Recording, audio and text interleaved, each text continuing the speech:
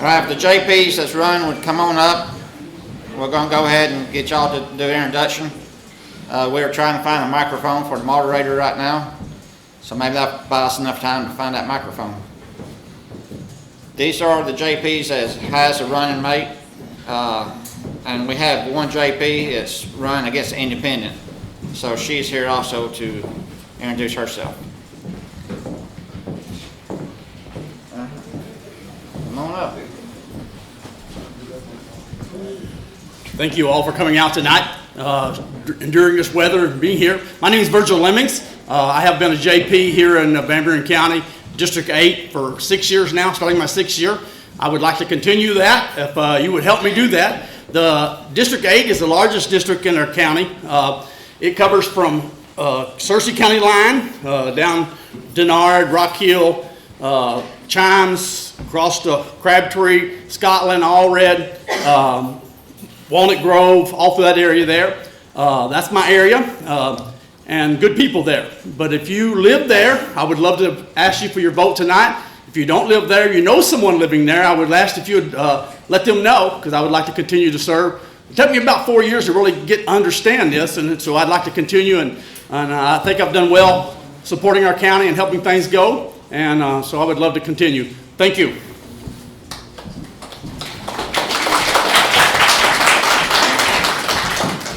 I'm Becky Page. I'm JP7, and I have part of Scotland, Virgil. Yes, you do. Yes, I do. Anyhow, I would appreciate your vote and continue being your voice. Thank you.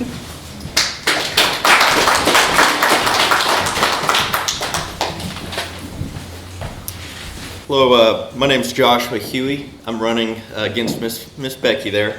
So I thought I'd introduce, since I'm going to be running against her.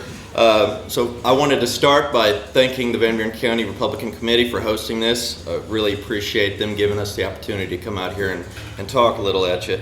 Like I said, my name's Josh Huey. I'm running for Justice of the Peace, District 7. And just to give a quick introduction, they said keep it short. So in short, I believe in Jesus Christ, small government, and making our community the best it can be through traditional conservative values. I believe that we accomplish that by fostering meaningful relationships and listening to the people that we're elected to represent. As JP for my district, I want to be a voice for reason, that you can trust me. For me, that starts by knowing the people I represent, what they want to see changed, and what things they want to make better in the community. And I want to help enact those changes. I may not be able to change much in this crazy world, but I know that I can enact positive change in Buren County, and that's what I want to do. Thank you for your time, and God bless.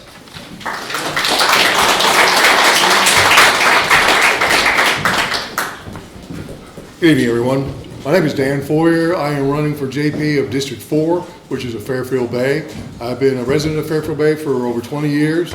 I currently work for the Fairfield Bay Community Club as the managing editor of the Lake Area Weekly, and I would be proud to serve as their JP. If you're here tonight, I would certainly appreciate your support. Thank you.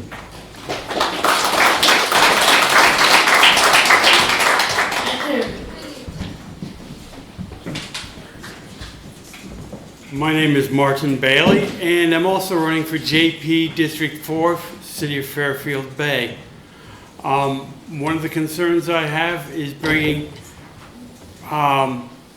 equity, knowledge, and sharing the information with each other, making sure that people know what's going on. And I apologize, I'm a little bit rattled. Last night I fell in the driveway and have broken my glasses, and among other things, so I'm just barely getting along here. Dan and I work well together, and I hope when the choice is made, you choose me, because I am vocal in representing the neighborhood, the community, and the people of the community. And I look forward to serving on the Buren County Quorum Court.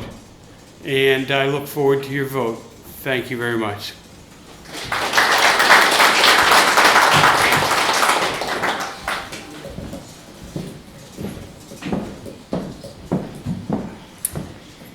Hello, my name is Abigail Overturf, and I'm running for Justice of the Peace in District 9.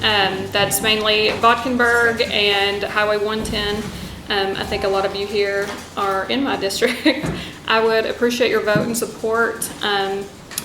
I am looking forward to serving my community and being the voice for you guys. If you have any concerns, and please let me know, and I would love to work with you and, you know, figure out a solution to whatever concern that may be. So thank you very much, and have a safe drive home.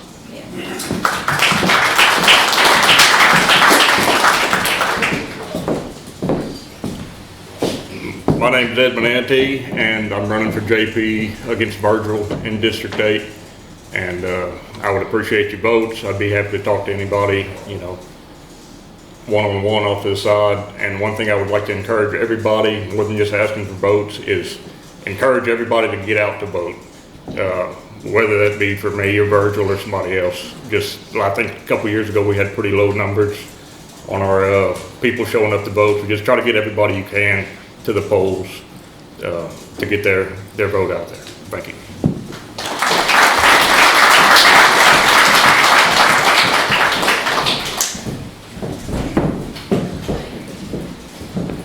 I want to thank all the JPs coming out in short notice and giving us introduction to themselves.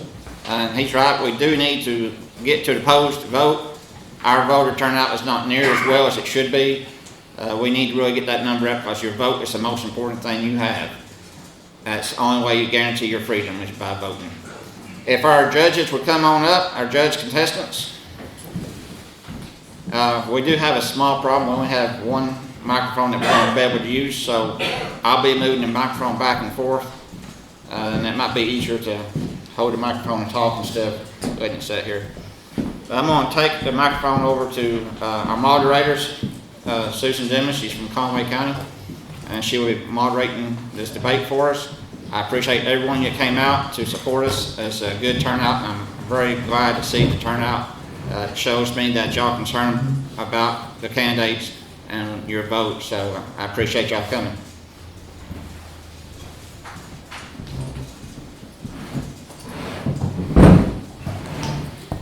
Hello everyone, I'm Susan Dimmis, and yes, I am from Conway County. I'm honored to serve as the chair of the Republican Party down there, and we all try to help each other, particularly us in the 2nd Congressional District, and this is a way that I feel like I can support you guys, and I'm happy to have been asked.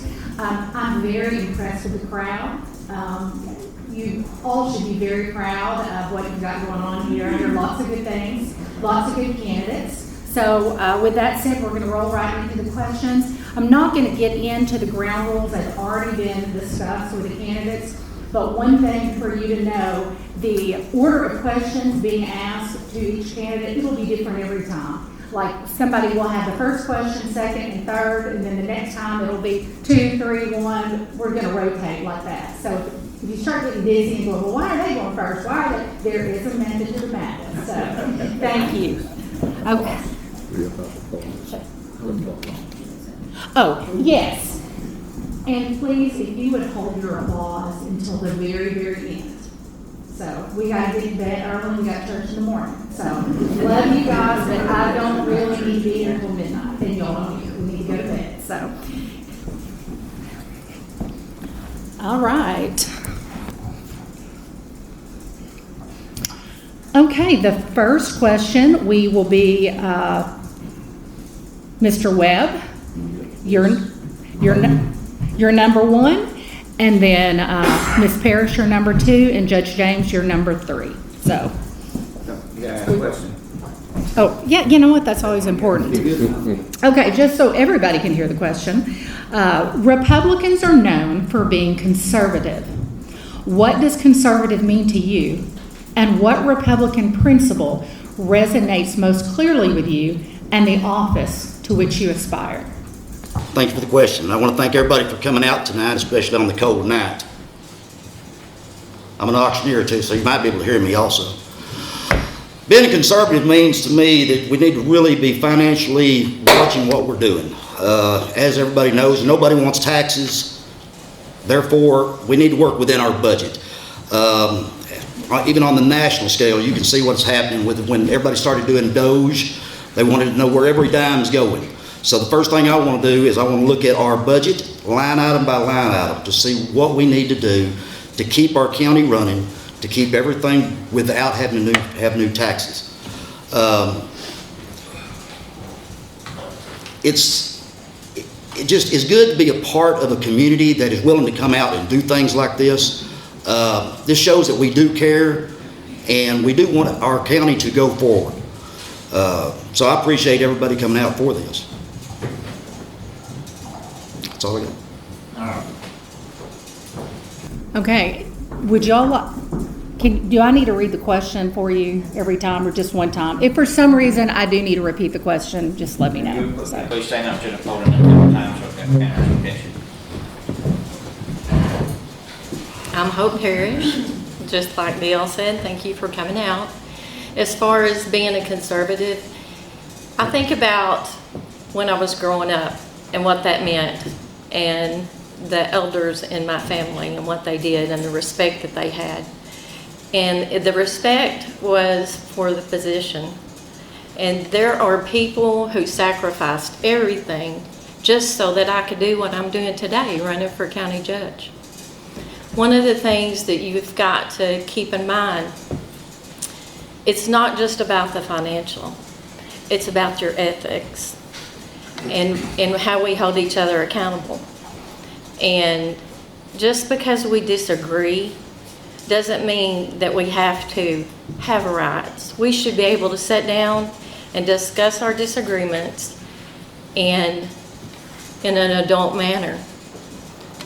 I'm not going to agree with everything that's said tonight. You're not going to agree with what I say, but we should respect each other.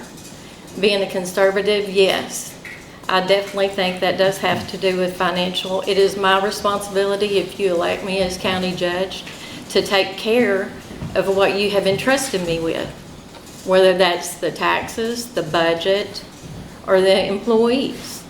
And that's what I plan on doing. Thank you. I'd also like to thank everyone who made tonight possible. Ozark View and the Republican Party of Van Buren County, and all those engaged voters who are here tonight. Thank you so much. And Ms. Dumas, thank you for moderating for us. Being a conservative is something I've always been. It's something I always will be. I grew up on a farm, and conservative values were instilled from the time I was a child up until today. Being a conservative means that we're going to live within our budget, and we're going to do the best we can with what we've got to do with. I've never been a fan of tax increases. You work for your money. You need to spend your own money instead of letting the government spend it for you. Always had that position, always will. The part that resonates most with me and with the part of my job is limited government. That's why I hate burn bans so bad. I don't like telling you what you can and can't do on your own property. But of course, when it comes to a position of public safety, sometimes those are needed. I remember the days of learning about civics back in high school. And we went down with our civics teacher, and she let us watch her cast her ballot at the firehouse. And I saw that check mark go on her ballot for Dukakis. And I thought, oh, I can't wait until I'm ready to cast that vote to offset that one. Because I was a Reagan fan, still am. But thank you so much for being here tonight.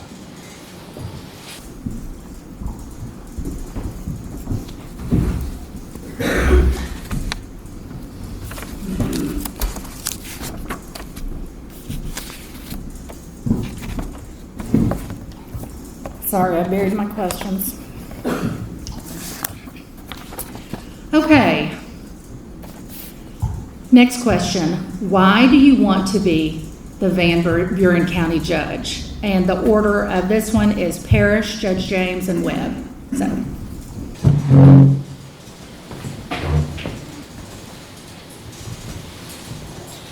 My entire life has been based off of serving others, and it started when I became a nurse. And then it continued getting involved in church, making sure that my family was rooted with Christ, which continues the legacy with even my grandkids. The people in Van Buren County, the residents, have a choice, and I want them to know that I am a servant. I will listen to them. I am not a politician. I'm a hard worker. I am dedicated, and I want to see Van Buren County thrive, not just for 4 years, but for generations to come.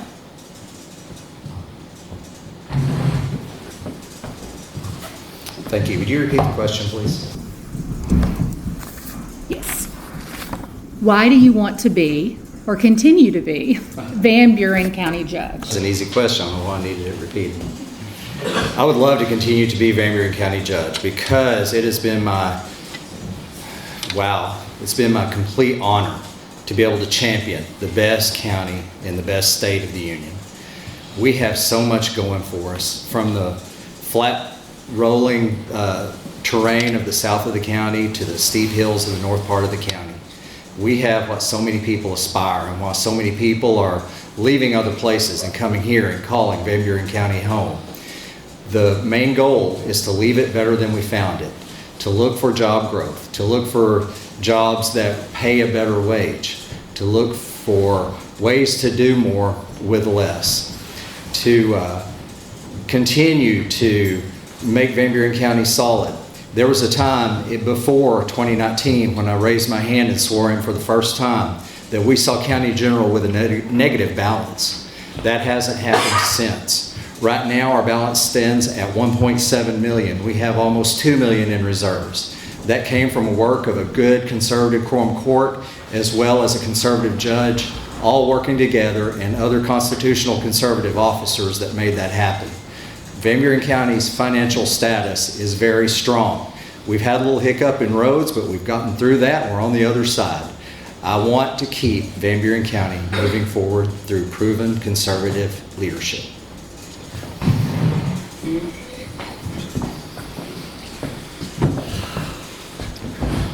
Over the last 30 years, I've been a member of the Clinton Fire Department. Over the last 14 years, I've been the chief of the Clinton Fire Department. Back in 98, 99, back in the 1900s, should I say, I was on the city council of Clinton. I've also served on the school board up here in Clinton for the last 9 years. Service is what I do. I'm not here for a pat on the back. It's all of us working together. Anytime, I hate the word I hate it. It's the we. We work together to get everything done. There's no one person that does anything. The county road guys done a marvelous job with what we had with this ice storm. And I think everybody deserves credit for that. All I ask on that is, in about a month, when the roads fall through, because I think everybody on the county roads knows, when those roads turn wet again and they start falling through, give those people some time to get your roads fixed too. They're going to need gravel. They're going to have the trucks running all the time. So being a part of this community is what I envision all of us being. I don't want just one person doing anything. We work together. We're stronger together. That's what I got.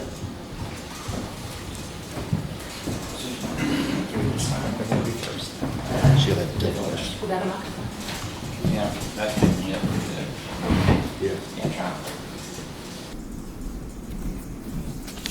All right.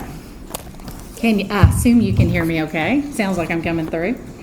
Okay, question number 3, and the order that this question will be answered is James, Webb, and then Parish. When is comp time acceptable for employees to accumulate? And at what point would you consider comp time to be excessive? Comp time is another governmental way of accumulating overtime. It accumulates at time and a half. It is the same thing as overtime, except in government realms, you get to bank that time, and that time gets to be taken off later. For every time you work, you get a time and a half time, which is a time and a half that you get to take off at another point. Sometimes we have a lot of work to do, and that time can't be taken off during the year. That can be paid out. That was paid out at the end of this last year to our employees who had accumulated quite a bit of comp time. Why do we accumulate comp time? First, dispatch. They can't take off for the holidays. They can't take off for many of the things that the rest of the county gets to. Our law enforcement officers are the same way. With 14 holidays at 8 hours a day, I think that's roughly, what, 110, 112 hours of automatic comp time that those employees are going to get. Comp time is a way of, like we just did by clearing the roads, we worked a lot of hours. And those hours paid off in great dividends and great rewards by being one of the first places in the state that was cleared. It allows us to use the manpower, the skilled labor we have without having to add additional labor all the time. We take the labor we have, we dog pile that labor to jump on it, get the job done, and get out of there. And at the point at which it's excessive, in an event like we just had, where we're having to get people out of their homes for ambulance service or for fire department rescues or for emergency disasters, there is no such thing. That's a 15-second. Yes, by the way, that's the 15-second warning. You're getting close. You awake? All right. That wasn't me, by the way. Is everybody awake now? I think we are. Dale couldn't have said it any better. That's what comp time is. Our employees do a lot of comp time because the amount of people that we have working. As a lot of you know, some of our employees have had to be let go because of the monies that's coming into the county, which just makes it tough on everybody. But when comp time comes into effect is where your leadership needs to look to see if these people need to be off, because it can get dangerous out there and you don't want anybody getting hurt. So I think they do a good job. The road foreman does a good job. The 911 coordinator does a good job with watching when people need to be taken off and when they can't. Because safety is not just going out and saving somebody on the side of the road that's in their eyes. Those workers need to be just as safe as anybody else. So as far as the safety of everybody has to be thought of. If everybody gets that thought of themselves, we got to work together on that and be the safety for everybody.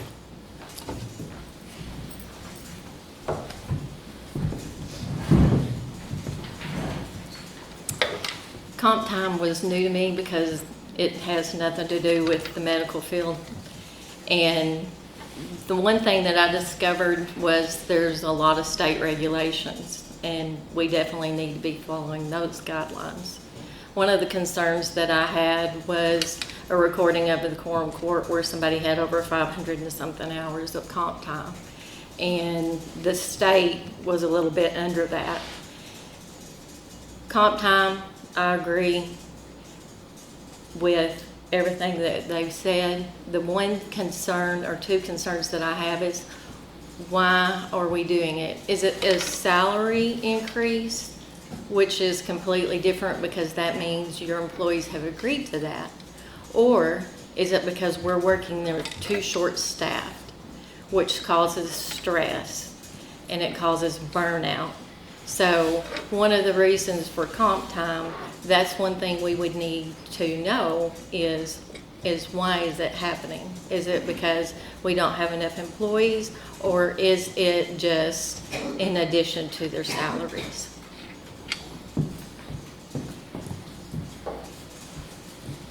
Okay, the next question will be answered in the order Webb, Parish, and James. Do you feel like our county is financially unstable? If so, what is your plan to improve our finances? Well, I think we're a lot better off than some counties are, but I see little things that are creeping up. The amount of dump trucks, for example, in this county has dropped from 5 to, I believe we only have 3 on the road at this time. We have 4. 4? The rock crusher is not producing enough rock like it should. It's like I told somebody the other day, everybody worries about the big things. The big things, yes, you have to worry about it, but when you start having the little things start nitpicking and getting to you, they create big things. And that's kind of what I'm seeing happen. When you talk to the maintenance, we have one maintenance person that takes care of the entire complex, including the courthouse.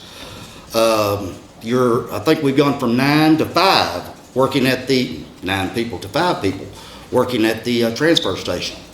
That creates problems when things. don't start getting fixed. It starts going down. That's when we can create problems. So what I'd like to do is, like I said, I'm going to take every line item, go line item to line item, see where we're spending this money. This money has to be physically conservative, of course, but we need to look and see if there's other areas we need to be moving this money to. Grants need to be looked at. Just making sure that our county's not falling down on the little things, because like I say, eventually it will come back to bite us.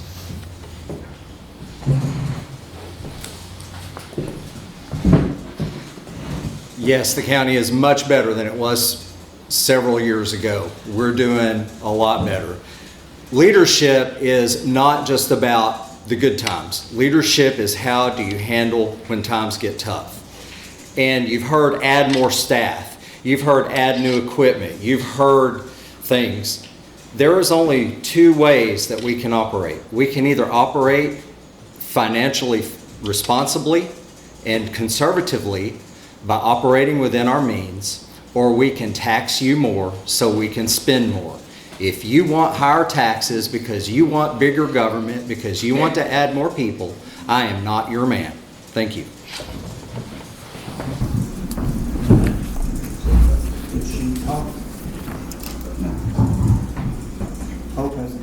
Yeah. Did I step in front of you? It's okay. I apologize. It's fine. Yeah, the action's not off. It's okay. Can you repeat the question? Absolutely, yes. I know I would want to repeat it. Okay. Do you feel like that our county is financially unstable? And if so, what is your plan to improve our finances? I think there is improvement for the budget, but I do disagree with our county being financially stable. In 2023, we were sitting at 16% on the poverty level. We have risen to 19.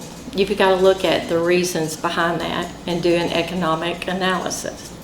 Some of that is because of the jobs. We have more people coming into this county, so we're up over 16,000, which means more taxes are coming in. But can we see a difference in that? No. When you have over 50% applying for SNAP and 40% getting on it, that tells us the type of situations that we're in. So we need to be bringing influx of jobs to this county. And one way we can do that is to get people from each of our cities and get a committee together of hardworking men and women that are business-minded and help us bring some businesses to this county to get us some additional jobs here. And I get tired of hearing that people don't want to work, because people do want to work. My husband put his business here 5 years ago, and he's never had a problem getting employees. They're good, dedicated employees. People in Van Buren County want to work, and we do take care of each other. When the government shut down and people didn't have the SNAP program, if it hadn't been for the good people of the county stepping in and our churches stepping in and the nonprofit organizations stepping in, there would a lot of people have been without.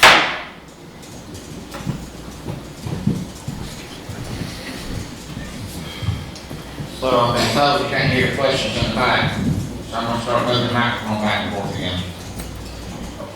All right, thank you. Well, since we got out of order last time, guess what? Ms. Parish, you're up again, so. All right. Question number 5. So, by the way, this one is Parish James Webb. What do you see as your biggest obstacle to bringing jobs and growth to Van Buren County? And how do you plan to grow the county economically?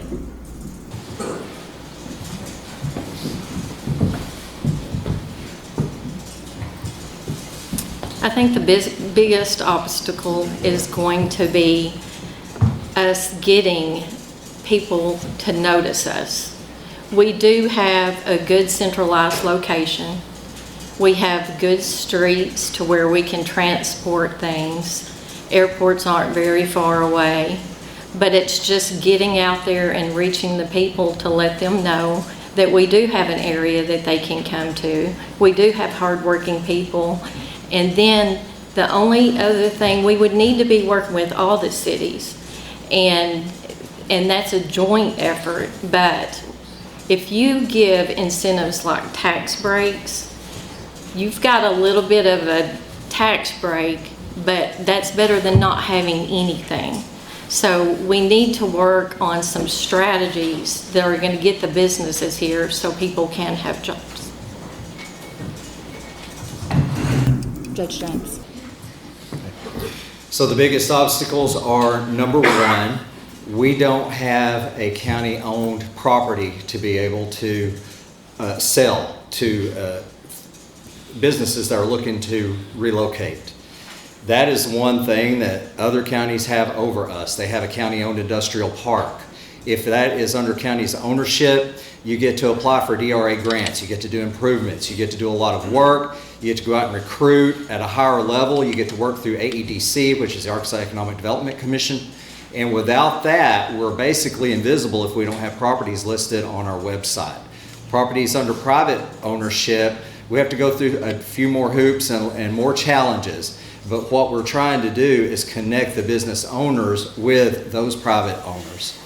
So we're going directly to those business owners. We're sending cold calls. We're trying to reach out to industries that we think are going to be growing, looking at the climate, what is going to be affected by tariffs in a manner that they're going to relocate here. One of the biggest obstacles that we have found, and the reason that Van Buren County has been told no, is something that we really can't control locally, which is lack of river, rail, and interstate commerce. I can argue our way around interstate commerce because we're so close to I-40 and we have a 5-lane road, 4 and 5 lanes between here and there. It's kind of hard to recruit a parts manufacturing facility that we went and pitched to because they needed to move the iron ore through rail, and it was just not financially feasible for them to be able to do that without that avenue. I'll call it quits. You have 15 seconds. Still have 15. That's fine. That's fine. Last I checked, Van Buren County is running right at 5% on 5% of people not working. That throws us in the lower third of the state of Arkansas as far as unemployment. I look around, I see Searcy County, Faulkner County, they have their own chamber of commerce for the whole county.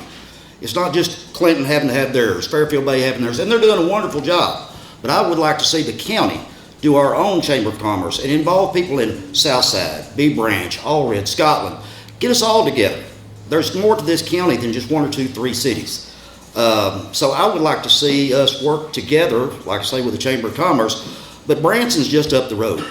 I mean, we ought to be the last stop for people going to Branson, going either up there or coming home. Give us an opportunity.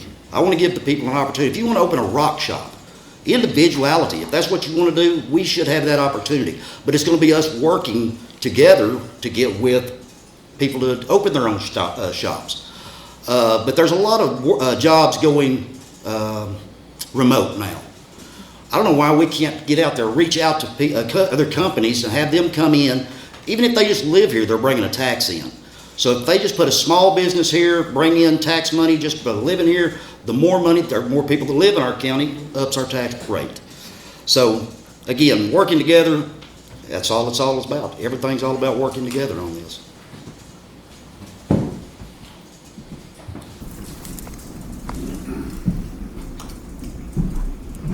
Okay, the candidate order for this question will be James, Webb, and Parish.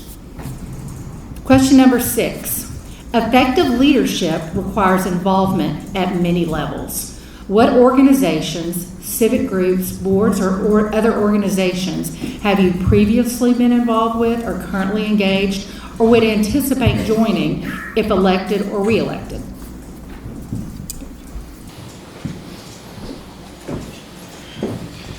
Thank you. It's been my honor to be a part of the Van Buren County Cattlemen for quite some time, ever since before I've been elected as county judge.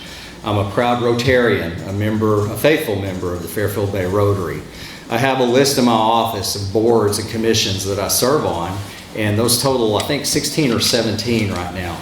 Another one that has a lot of personal compassion for me is Lakeside Learning. I get to serve on that board, which is previously the Choctaw Special School. If you want to interact with a group of individuals that are going to touch your heart the way no one else can, go down to Lakeside Learning and spend a little time with those kids, or an adult. It's amazing. I have been a part of the County Judges Association. I'm the vice president. If you guys will bless me with another term let me keep my seat as county judge, I'll be the president of the County Judges Association. This pin on my jacket, the round one, I wear that with pride. It is a representation of the best and the brightest, the 75 different counties of Arkansas, and I'm so proud to serve on that. The apex of the commissions on which I serve is the Arkansas 250 Commission. It's a 15-member commission. We answer to Secretary of Parks, Heritage, and Tourism, Shea Lewis, as well as to Governor Sarah Huckabee Sanders. And our commission is charged with planning, promoting, and executing the events leading up to America's 250th birthday on July 4th, 2026. And our goal is to inspire patriotism, just like we did back at the bicentennial, where we see the red, white, and blue. People are proud to call America, America, proud to be a part of this great land, proud to be a part of what was once considered to be a challenge, but we know now that it was the best thing that ever happened in the world.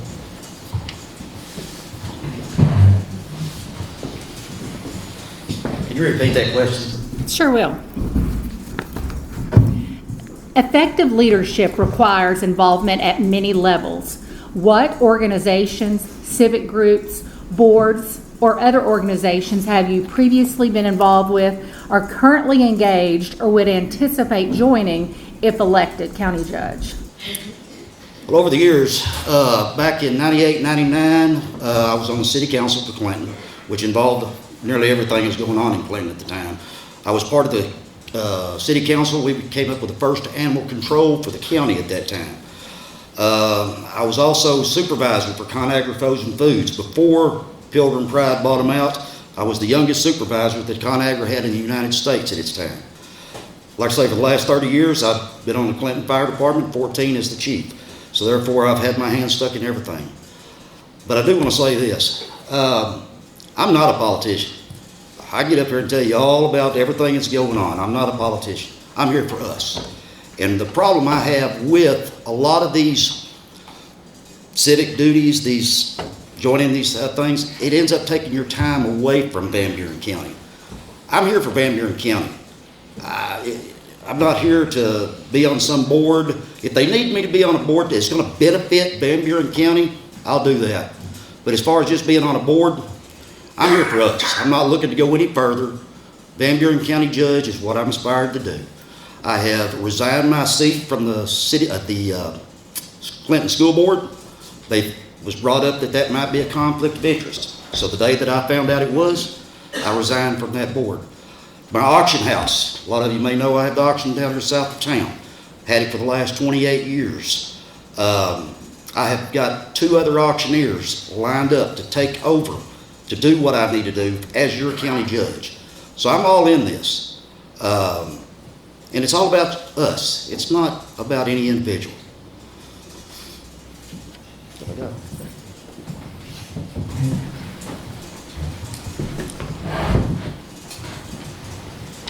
Most all of my service in committees has been through the church, and I served on the personnel committee.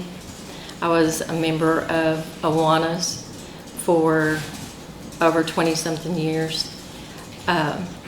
I am in administration in the medical field, and I've done that for, this is going on my 27th year, not to include driving back and forth to Little Rock during that whole time, which takes a lot of patience. While I have been administrator, we have started several different groups, and one thing that we do, we involve all of our employees. We want to know what works, we want to hear from them. I know every bit of that company inside and out. I train every person from the front to the shot room, to the back, to the clinic. I'm involved in a triangle because not just with the patients and the physicians, the insurance companies, there are things that are ever changing. And you have to keep up with everything. During that, you learn some good skills. I'm an encourager. If I need to be on a committee, I will be on a committee. But I'm going to be dedicating my time to learn what is going to be working best for the residents of Van Buren County and how to put that and all the skills that I've learned to good use.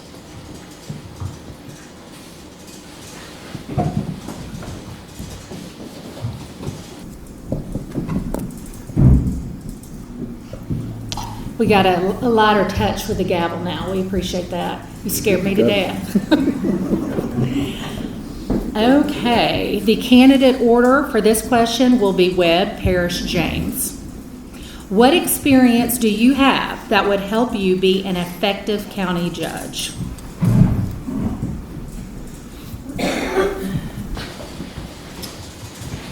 That's almost identical to the last question. Y'all, I've been a supervisor, like I said, for ConAgra Frozen Foods. There's about 150 employees I've been over.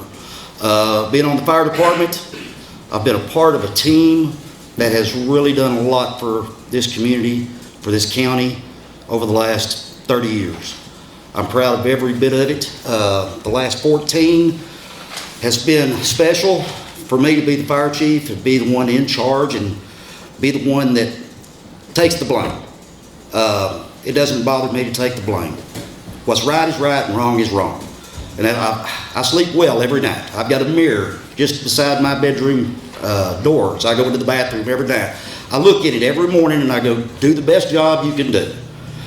When I go to bed that night, I look at it, did you do the best job you can do? I've had that mirror on that wall since 1998, and I still do that every day.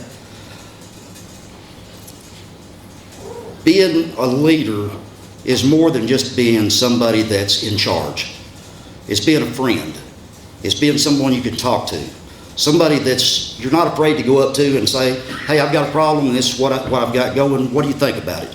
And get an honest answer from somebody. Something that's an answer that you know when you leave, that's exactly how you feel, and that person is going to back you 100% or whatever your decision is.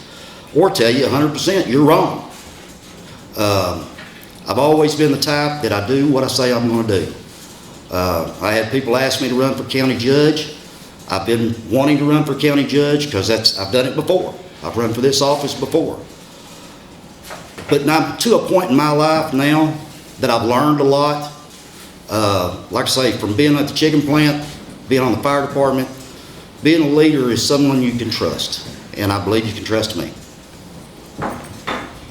Who's next? Parish. I'm very detail oriented, and I think that's a necessity anytime you're dealing with any type of business. I'm a good multitasker. I find it hard to sit up here and tell you how good I am at this stuff. Besides multitasking, you have to be able to be a problem solver. And I listen to people. I encourage people. I want to know what struggles they're having. And most of the time, if there is a mistake in my area, the medical field is unforgiving. So that comes back on me. I either did not communicate well or I didn't train properly. There are all kinds of obstacles when it comes to the medical field because you have to keep up with the ever-changing, and that is especially with insurance, or making sure that your providers are all certified with everything that they're doing. And then you're taking care of your patients and you're taking care of your employees. So I'm able to do that, and I enjoy doing that. I don't need a job. I have a great job. I want this job. I'm tired of sitting on the sidelines. I want to make a difference, and I know I can. Thank you. Can you read the question one more time, please? Sure. What experience do you have that would help you be an effective county judge? Well, with experience, I've had about 7 years of it so far, working on 8 as being county judge. Leadership, again, isn't about guiding or putting the plane on autopilot when the sky is fair. It's what happens when everything falls apart. It's what happens when those planes go crashing and we have to go out to those scenes and we have to communicate that on the state level and to CNN, to Fox News, to all those entities. I've always been bewildered at how it's a bad thing that we go from 9 employees in one entity down to 5 when we're obviously getting the job done. Every other business, every other bank, every other gas station, they've all known what it's like to take liberties of computerized services to operate more efficiently and to embrace those efficiencies through technology. But somehow government, we just don't like to do that. So yes, I have downsized local government. That's a very conservative principle, and that is something that I have done as county judge, and something that if we wouldn't have done, we wouldn't be as financially stable and secure as we are.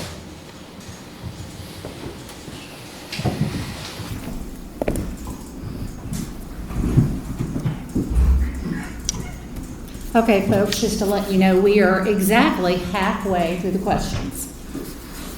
Okay, the candidate order this time will be Parish, James, then Webb. Most candidates promise transparency. What does transparency mean to you, and what sets you apart?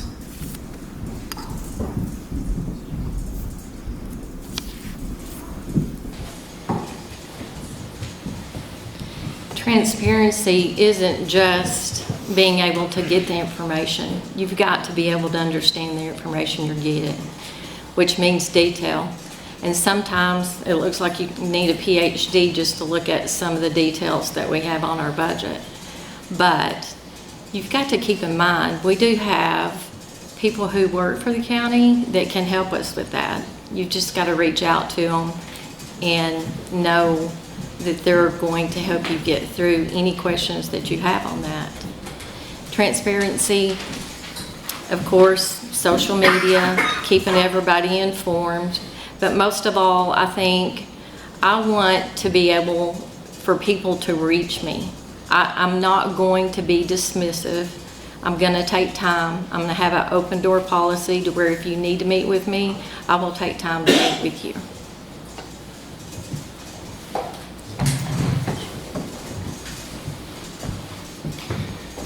Transparency is something that's really easy to promise and it's really hard to deliver. We see this with different offices all over the state. The reason it's hard to deliver is because it is really quick that one realizes when you let in the good or you let out the good, your house is made of glass. The bad is exposed as well as the good. But that's what we've done. There are some conversations going on about comp time, about road funding that you would have never known about had the current leadership not been transparent and shared that with the community the way that it was. Transparency, we are number 6 as rated by an outside independent source. That raised from, I think it was 27 or 28 prior to that. That's based on an average and a rolling average. So we're climbing. So to jump all the way up to number 6 from way down in the 20s and we're still climbing, because the higher you get to the top, the harder it is to make another leap. But we're making those strides. I'm very active on social media, and even through the ice storm, through every other issue that's occurred, we've brought to Facebook and to YouTube and to online sources our quorum court meetings during my administration. You can watch those, view those at your leisure. You know that you can trust your government now because we're not trying to hide anything. We're open and transparent. You can get audio recordings of committee meetings. Those committee meetings can get tough. And that's where the work gets done. And that's where the tough conversations often happen. But if you really want to hear the boring details and then hear some of those tough conversations, you're always welcome to those audio recordings if you should need one.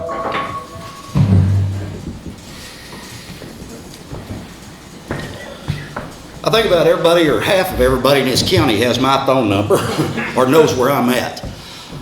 Transparency, you get what you see with DL Webb. I'm going to tell you like it is. I always have and always will. I sleep really well at night, just like I said a while ago. The transparency for the county, I would like to see, and I understand that certain people have sites out there, Facebook pages. I'm not real big on Facebook. I do my business on Facebook, but I don't put my personal business on Facebook. But I would like to see a county Facebook page to where not just one individual is telling you everything that's going on. It needs to be the county officials telling you what's going on. So when everybody has their own, like Faulkner County has their own Facebook page, we shouldn't just have DL Webb Facebook page for the county. The good news that gets put out usually doesn't overshadow the bad news. Everybody's been watching Facebook. We know what's been going on, especially in other races, should I say. But if anything happens, I'll give this an example. It wasn't that long ago. A meteor went over. How many of you seen on Facebook where everybody talked about, well, was it Russia attacking? Was it the UFOs coming down? So all of your truths off of Facebook, don't take those as truths all the time. That's why I'd like to see more of and I've been working with a company for the last year and a half that I'm hoping to get involved with the county.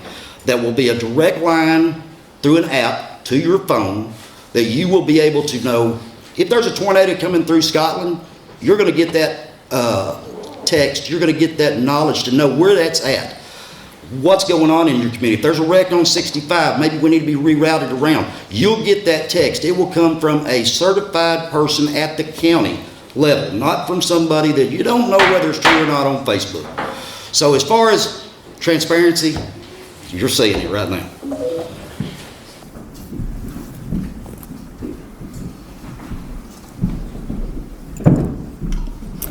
And looking at our time, we're probably not going to get through all of the questions. So I'm guesstimating maybe 2 more, and it'll wrap up y'all's. Okay, next question will be answered in the following order. James, Webb, Parish. How would you navigate the need for improvements versus keeping taxes low?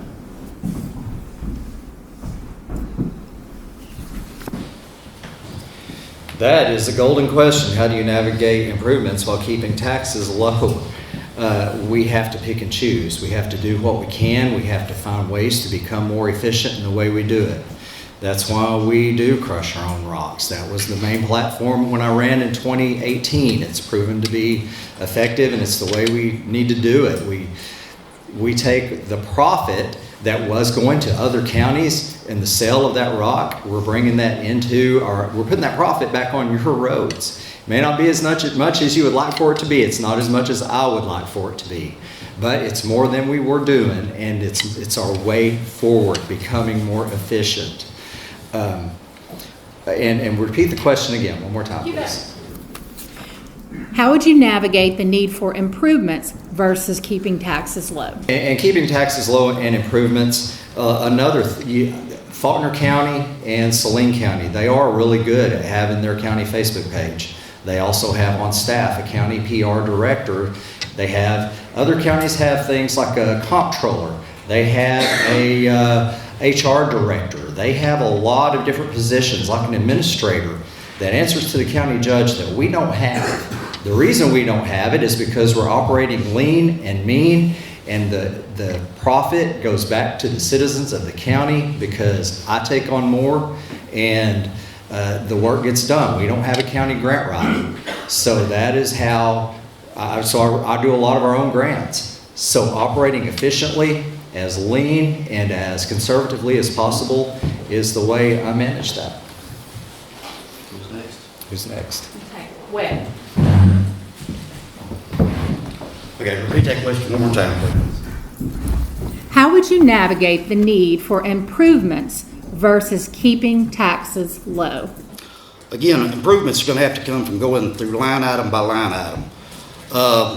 It was said that a couple of election cycles ago that we was going to save $7.5 million by doing our own gravel. I'm not sure that we've got to that point. Buying gravel has not been a real good thing for us. I've been involved, should I say, with Dale Lynch was county judge, J.D. Payne, Bogey Bramley. You can go down the list. Roads are always going to be your number one thing for the county judge. I believe that we need to look at these line items and see where the money's going. We brought 911, the county brought 911 from Fairfield Bay to Clinton on the hopes that we was going to get a job with other counties that was going to bring in money to us. So our monies that we were supplementing 911 when they were at Fairfield Bay has jumped from $80,000 to $280,000. So when you start talking about 4 employees from the dump trash transfer, again, that's a transparency stuff. They figure $50,000 an employee. So 4 employees is $200,000. Are we just moving monies around? That's why I would like to see the budget, to see where it's going. Do we need to move that money back where it belongs?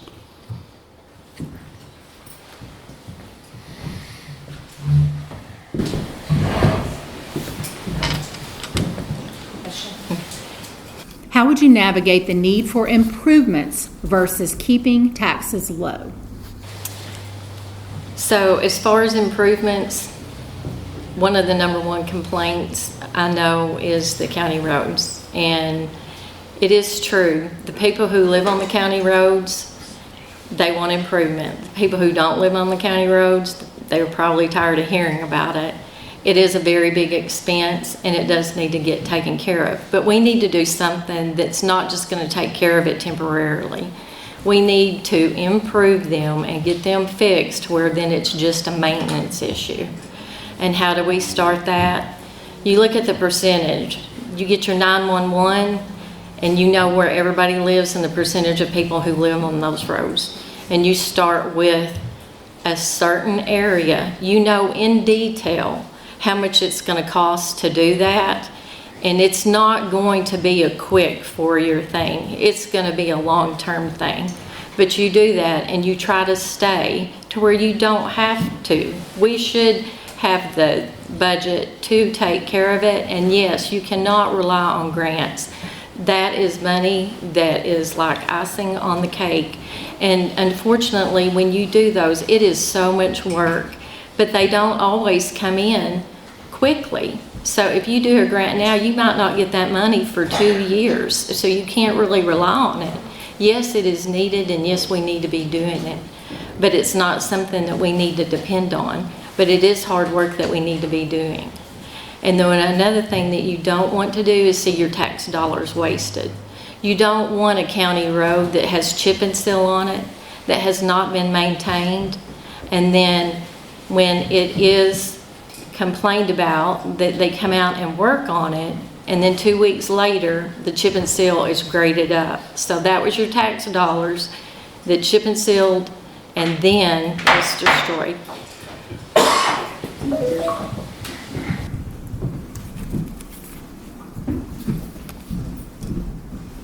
Well, unfortunately, we're out of time for the judge's debate. I'm gonna do a little bit different. I'm gonna go ahead and let them do a short speech about why you should vote for them, and then we'll go to the sheriff's debate. So, who is the next order on the question? Let's just go back, since we got all over the place, let's just go back to the original order, 1, 2, 3. Webb, Parish, James. Thank y'all for coming out tonight. I know it's cold, been icy, and you could have stayed at home and listened to it on the radio or watch it on Facebook tomorrow. But I do appreciate everybody coming out to listen to what we had to say. I appreciate everybody's attention tonight. I would appreciate your consideration and your vote for county judge. I've been involved in this county all my life. This is our county, and I want to make it our county. Even back years ago, I know there was people in this county that wanted to help, and it always seemed like the powers that be would not let people come in and help. When I was younger, there was a gentleman who lived up at Denard that I got the privilege to work with for a little bit that actually developed the space shuttle cockpit. He lived in this county. I asked him how he ended up in Van Buren County. He said when him and his wife decided to retire from NASA, they took a dart and threw it at a map, and they ended up in Denard, Arkansas. I'd love to be able to do that myself. But to listen to that man, he was sharp. But when he got asked, or when he asked to be able to help out in this county, he was kind of just, we don't need you. We know what we're doing.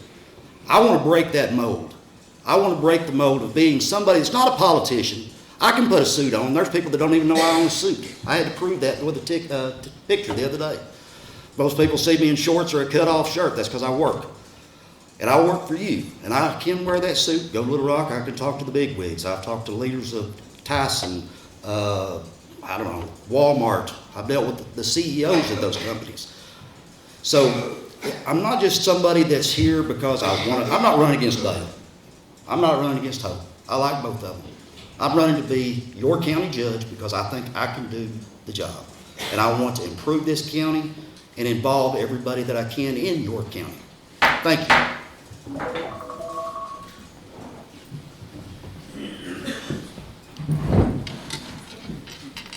I have lived here my entire life. My family is from here, which means I'm probably related to half the people in the room. But that being said, we have to come together. I am a servant. I want to serve the people. The only way I can do that is for you to get out and vote. And this is going to be a crucial in the primary. Early voting starts February 16th. And I just need everybody to consider your heart, what you think would be best for our county, not just for the next year, but for generations to come. Don't sit on the sideline. If you can't get involved in something, there are tons of nonprofit organizations out there. You can go to some food outreach. You can get involved in our veterans. Our veterans have all kinds of programs that are going on. You just need to plug yourself in where you feel like you can fit. I feel like I can fit as your next Van Buren County judge.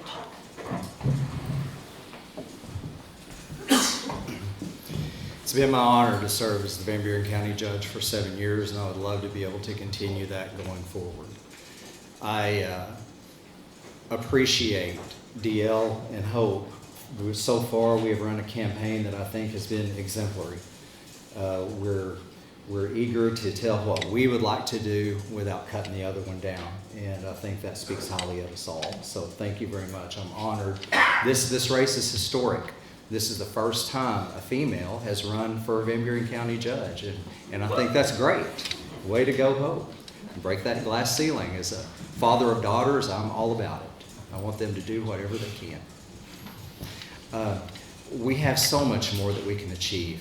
You've heard examples of going line item by line item through the budget. That's a great idea because I've done it. Maybe someone else could see another something, but we really have gone through that budget. I've heard a lot of great ideas, but very few details tonight. Devil's in the details. We've got to roll up our sleeves, continue to do the hard work, continue to put our focus on proven conservative leadership. Thank you.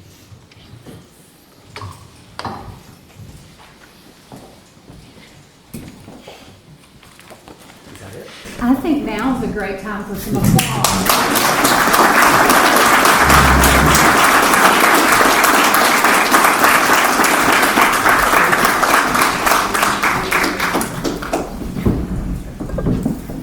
And I do want to say one other thing. Can everybody hear me? We have talked to all the candidates, and they are all willing to stay afterwards for a bit if you have any one-on-one questions. Again, church is tomorrow. Let's not keep everybody really late, but they're all willing to stay a little bit after, particularly since we didn't make it through all the questions. Sheriff,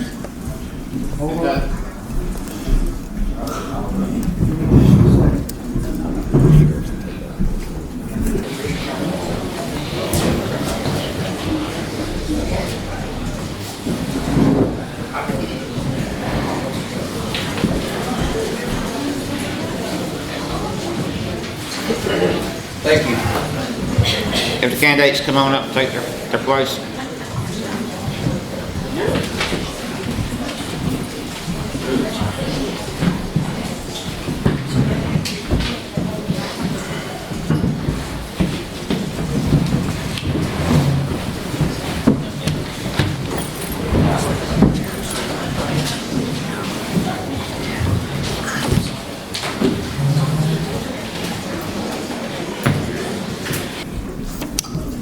Okay, you gentlemen ready to get started? Okay, the order, these gentlemen drew the order as well. And so the first question, it will be Beeson, then Koonce, then Bannick, and then Emerton. And I will remind you if I need to. It's probably a little more difficult to keep track of the circle of four. So, okay, the first question is, Republicans are known for being conservative. This question is probably going to sound real familiar because it was asked last time. What does conservative mean to you, and what Republican principle resonates most closely with you and the office to which you aspire?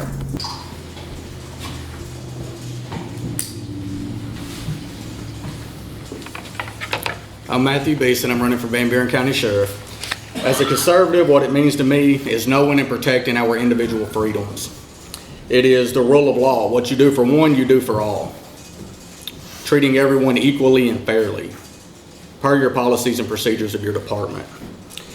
It is human dignity, treating everyone like a human being. Not everybody's a criminal, and they shouldn't be treated as such. It's knowing your constitutional rights. I'm a big Second Amendment fan, as every conservative should be, right? And it's direct accountability. Whether it makes your department look bad, you have to own up to your mistakes, make them transparent with the public, and being a voice for your department. It's holding accountability in the good and the bad.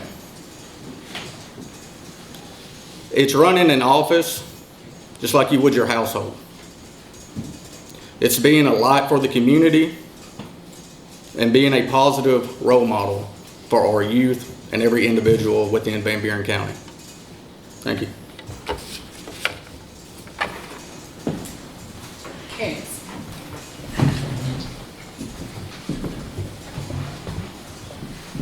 Could you ask the question, please? You bet. Republicans are known for being conservative. What does conservative mean to you? And what Republican principle resonates most closely with you and the office to which you aspire? Being a conservative, to me, means operating within your budget, being fiscally responsible.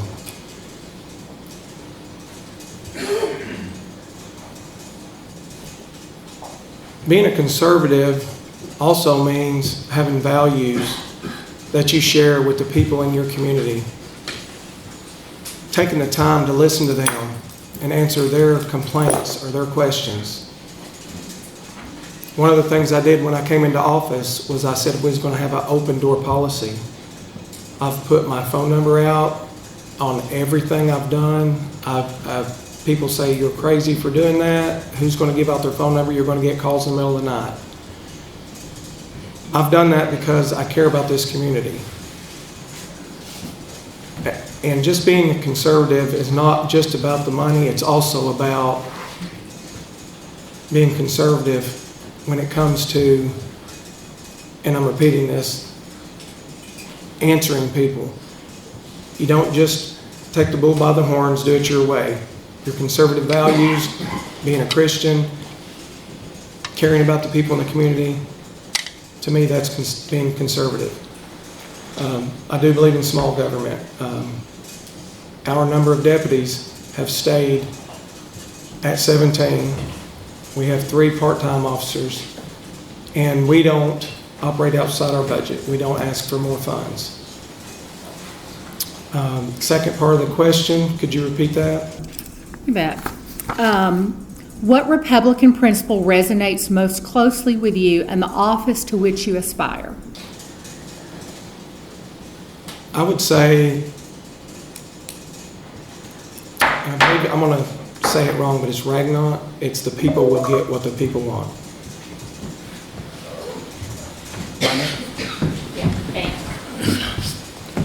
Hello, I'm Stephen.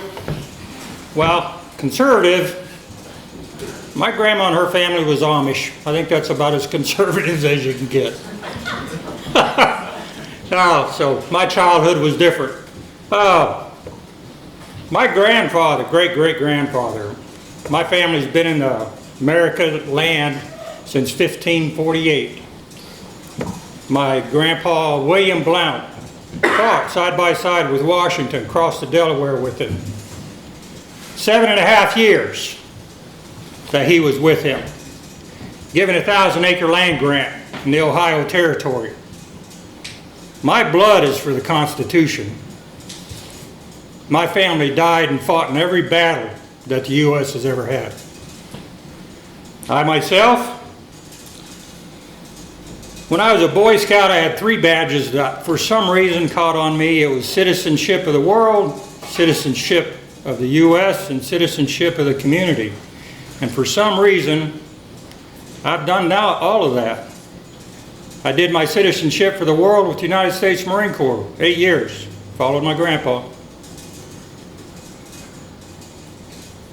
The U.S., I've worked for the VA, I've worked for the government in different areas, DOD, all of that. And I was a good citizen for them. Now I own a farm here, and I think I've been a good citizen for Van Buren County, for our community. I sit up there in the mountains sometimes by myself, up in the Chimes area. But for some reason, I love them citizenship badges that I've done in the Boy Scouts. I only made it to life. I didn't get the Eagle because we moved a lot. But that's what I am for a citizen and a Republican.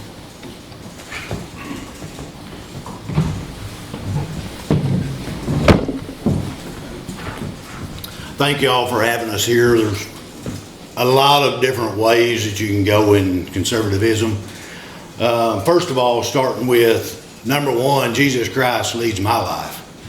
And if you're not conservative enough to put him number 1 in your life, you probably need to go talk to him and get on your knees, okay? Amen. Number 2, I have ran the office before, very conservative, as your former sheriff, through the COVID pandemic. 75% of my term was COVID pandemic, 2020 to 2022. I dealt with it. I dealt with every aspect of it conservatively.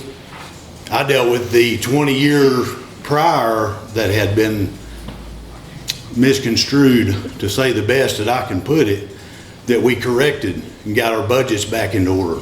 We got everything back into order. Our health department checks, our jail standards, we were working towards that whenever I went out of office in 2022. The budget got straightened out. We got all that back under control. You know, but conservative to me is your morals, your work ethic. And my grandpa's taught me when I was a young kid, it takes you all your life to build your reputation. It'd take you about 15 seconds to lose it. My reputation is still the same in this county.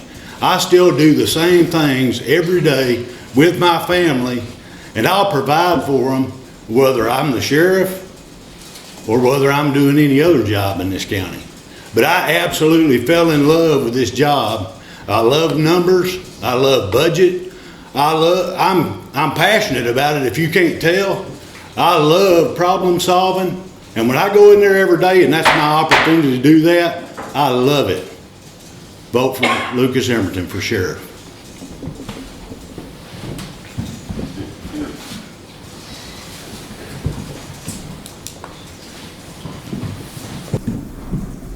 Next, we're going to do Koonce, Bannick, Emerton, and Beeson. And I will remind you. Okay, question number 2. Why do you want to be Van Buren County Sheriff, or continue to be serving as Van Buren County Sheriff?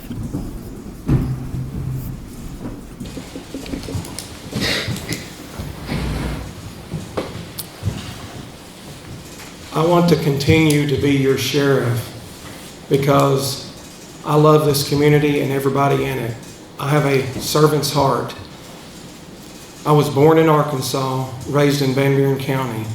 I have put 26 years into being a law enforcement officer in this county. I have not jumped from job to job. I've never been fired. I've stayed here and worked as an officer and served this community. I've also served as a firefighter.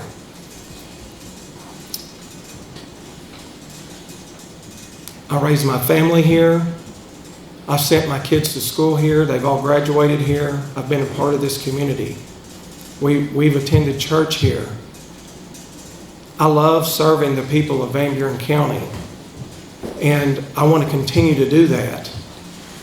And with your support and your vote, I plan on staying here and continuing to serve you, bringing federal grant money back to Van Buren County. We have spent probably $1.2 million in repairing the jail that I inherited. It was falling apart. We've put new doors in, we've put new cameras in, we fixed plumbing issues. We've replaced a collapsing shop that was donated many years ago. So now we have a full service shop. I've gotten so much stuff donated, I've probably saved the county over $300,000 or $400,000. We're currently building a $200,000 to $300,000 firing range for the deputies and all other law enforcement officers. I've got the property donated, I've got all the work donated. I think so far I've spent $300 on a little building for a rain shack from the school. So I want you to know, I want to be your sheriff. I love serving you.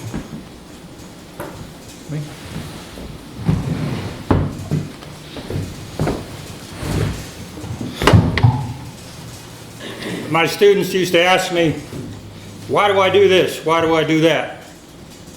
My answer is always because I can. And that's one of the reasons I'm running as far as my personal reasons. My father told me, no, you will. My Father God. I didn't realize my entire life and all the things that I've done was set up for right now. God knew what he was doing. Jesus knew what he was doing. I didn't. I just took things as a role. But of all the things that I've done in this county, all the things I've done for the VA, DOD, Marine Corps, everything points to doing this job right here. And now I understand what God was talking about. I didn't like cops. And I was forced into the constable thing because 911 asked me if I'd take care of something. So I said, well, I need the authority to do that. And here I am. Now I love cops for some reason. My first cop that I seen was when I was in the 4th grade, and he was a big old guy selling cigarettes out of his cop car to students. I really didn't have a lot of use for him. That was back in the 60s. But now, after 33 years of doing service for the fire department, emergency management, and public safety diver, all the things that I've done in every aspect of the emergency services, I guess the last thing is the law. And it's how we follow God and we learn about that grace that Christ gave us. And that's why I want to be the sheriff.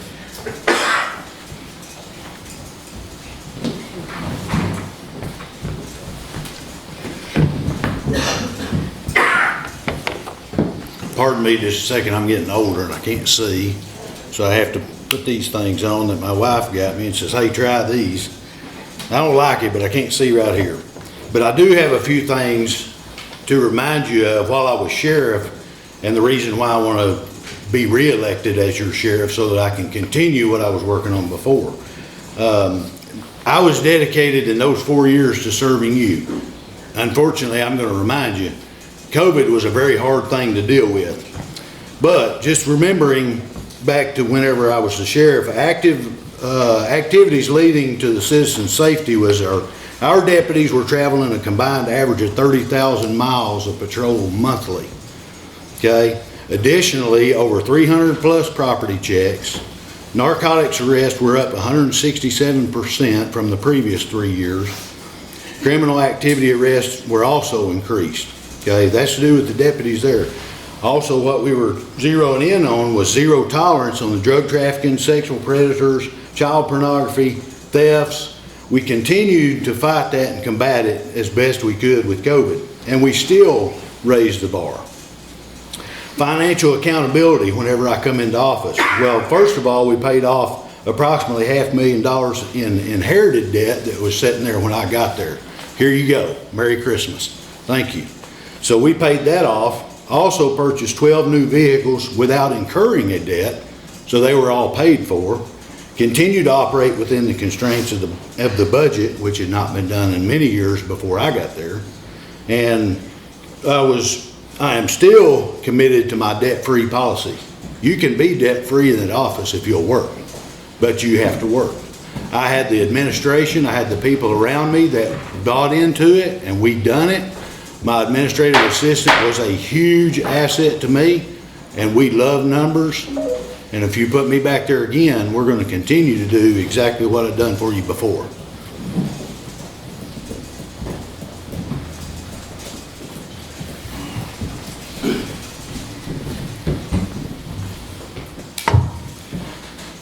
The reason why I want to be your Van Buren County Sheriff.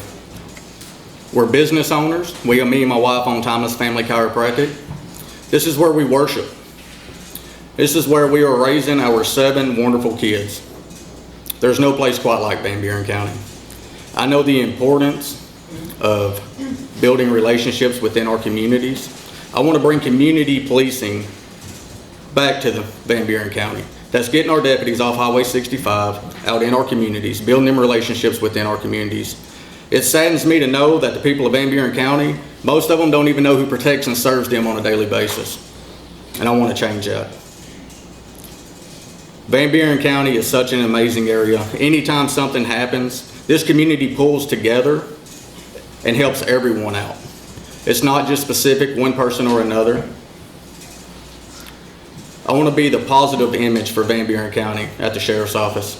I want to know that if you call for help, help is coming. A deputy is coming to take a report and to help you in any way that you can be helped. Thank you.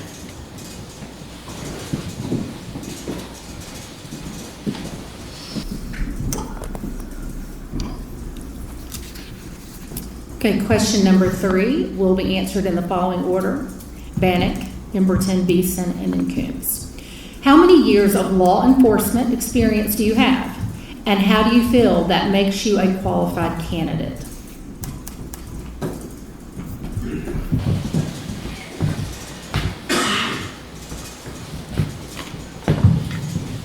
My law enforcement started way back. I went to the Army MP school, Marine Security Force,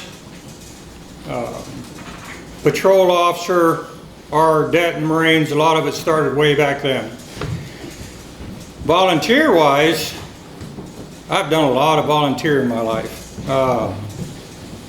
6,000 hours I can put in a year. It started back in 20th District, Judicial District, whenever I moved down in Greenbrier. I was a volunteer for 3 years for juvenile probation officer. Absolutely loved it. I was a child advocate also there. Volunteer work that I loved. I got into this job 3 years ago, volunteered again. Never got a dime from anybody for help. I was pushed into it when 911 asked me if I could take care of a situation because nobody else was, which happened to have been an automatic rifle shooting up the new state gravel site that we got up there. I'm still at it with the constable stuff. I got my part-time. The schools and stuff that I've been through the Crest, I've been having a great time. I also volunteer up in Buren County. I've been doing that for a while now. Absolutely love it. I have fun, work with the city. I'm a city patrol officer up there, fixing to get promoted again, but I'm a volunteer. And I think that says a lot on how my experience in law enforcement will work. It's been 40-some years. I've been busting cases and investigations. Espionage case when I was in the Marines, one of the biggest that was ever done. Over 5 years of classified, secret, top secret, Cosmo secret information being leaked out of a building that I stopped. I think that covers a lot of ground.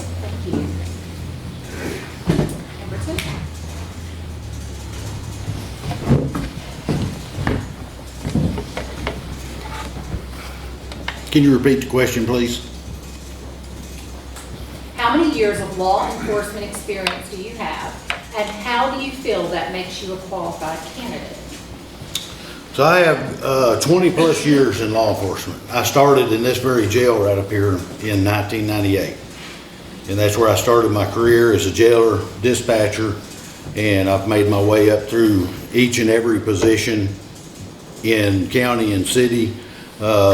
Moved to deputy, been a DTF agent, also been an evidence officer for the 20th Judicial Drug Task Force, been a physical officer for the grant writing for 20th Judicial Drug Task Force, so that our employees and our other agents there would get paid through the grants and different things that we had going on there. I worked alongside with DEA and FBI, U.S. Marshals. I've worked in other cities here locally, down at Greenbrier. I currently work at Koonce Police Department, and which is, y'all wonder why Koonce? Oh gosh, what's Koonce? Okay, well Koonce just happens to be the next door neighbor city to where both of my sisters live and my stepdad live. So I don't mind going down there because my brother-in-law, he can cook very good barbecue. So I make frequent trips down there, got to know some guys down there, and so that's where I'm currently at now.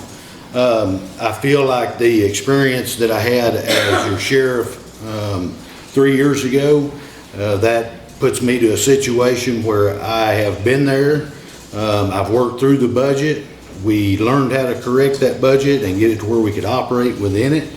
I stood firm on each and every one of my points that I made to you when I campaigned beforehand. I told you I would be strong on drug abuse, drug users, and obviously we done that by the numbers a while ago. The grant paperwork and getting the grants and stuff like that, I come in and we got all the deputies, new uniforms, equipment, and all their guns and everything that they needed. We continued to build that department all the way to the day that I left. So I think that we can make that happen again and pick up where we left off and continue forward.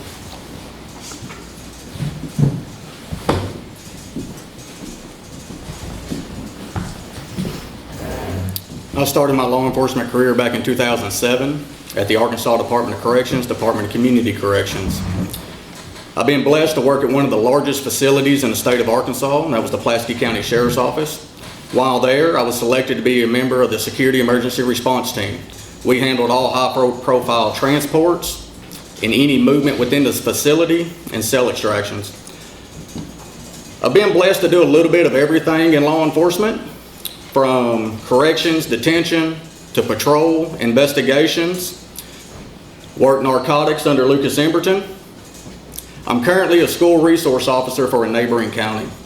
I know the importance of building relationships with our youth and being a positive role model for them.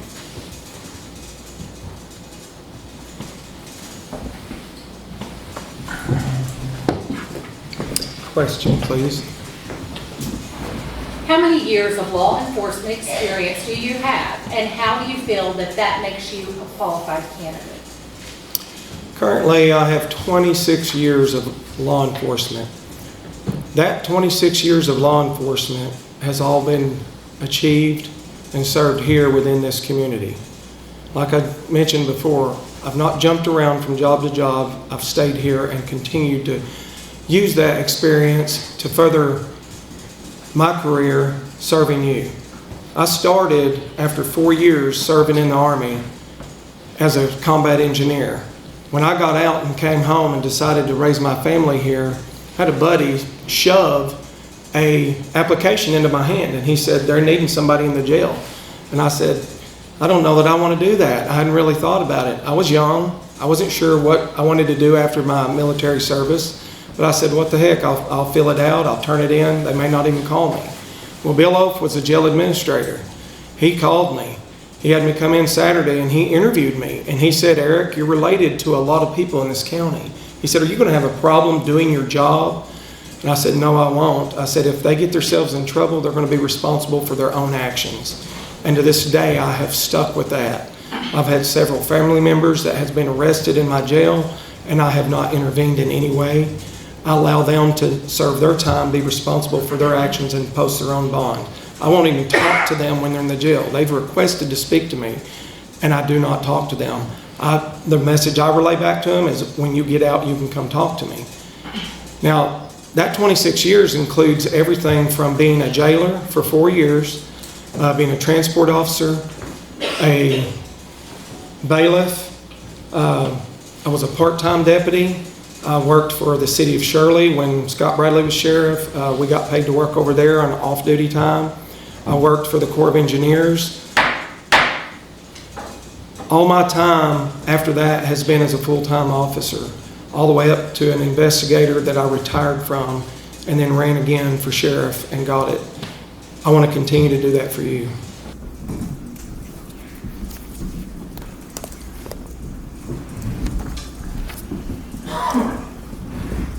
Next question will be answered in this order: Emerton, Beeson, Koonce, and Bannick. How important is being physically present at the sheriff's office?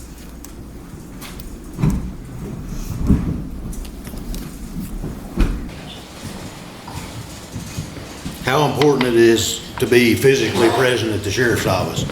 It's 100% important.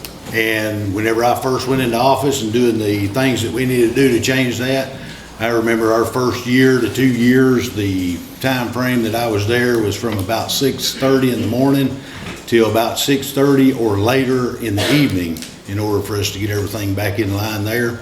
After that, we continued on, and I very seldom would be able to leave the office before 4:30, 5 o'clock. So I would expect the sheriff to be able to be around the office, be on duty, be doing something. Most generally, if we were going to be able to be out early or get away from the office or something, I would normally have a multiple of my deputies coming out with me, and we're going to do saturation and try to clean up some of you guys' areas. So I didn't try to find a way to get out of the office or try to find too many committees to try to get on, to be serving and all that. I tried to serve my community, and I tried to serve my employees, and so that we could go out and protect you guys, and so that we could spend the money of the county. We would be frugal with your money, but we would also do what we needed to do whenever we were out there. The office was very important when all the remodeling that we had when we first come in, because we had a local welder come in and he re-welded all the doors and all the windows and all that stuff and secured the jail. Lots of plumbing and stuff. As Eric said, there's a lot of plumbing issues there. That's a 20-something-year-old building, and it's in concrete, and it's a ongoing issue. They like to put things there and cause you problems. So it's just one of those things that anybody that's there is going to have to deal with it.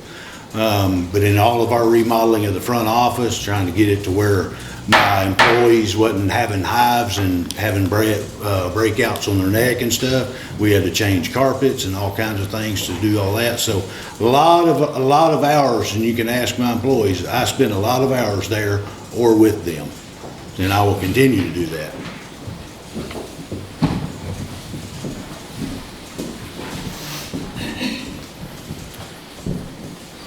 Absolutely, it is important to be physically present. Just like Lucas said, it's 100% important. I'm a firm believer in leading by example. I would never ask my employees to do something I wouldn't do myself. I believe your employees and your department is a direct reflection of the leadership. And being physically present and being that leader and stepping up and taking on them roles and responsibilities is the job of the sheriff. You know, I believe that if someone needs time off, understanding your deputies and your employees and their mental health is extremely important. If we have a shortage on the schedule, I believe it is the leadership's role and responsibility to step up and fill them gaps and be that positive image for the department. Thank you.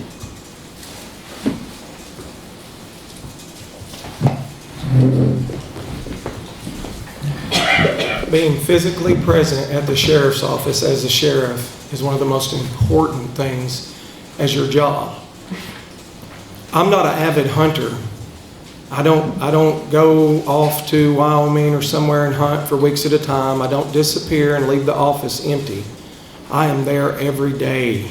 If I'm not there, it's because I may have a doctor's appointment, or my wife may have a doctor's appointment, or my mother-in-law may need groceries at Walmart.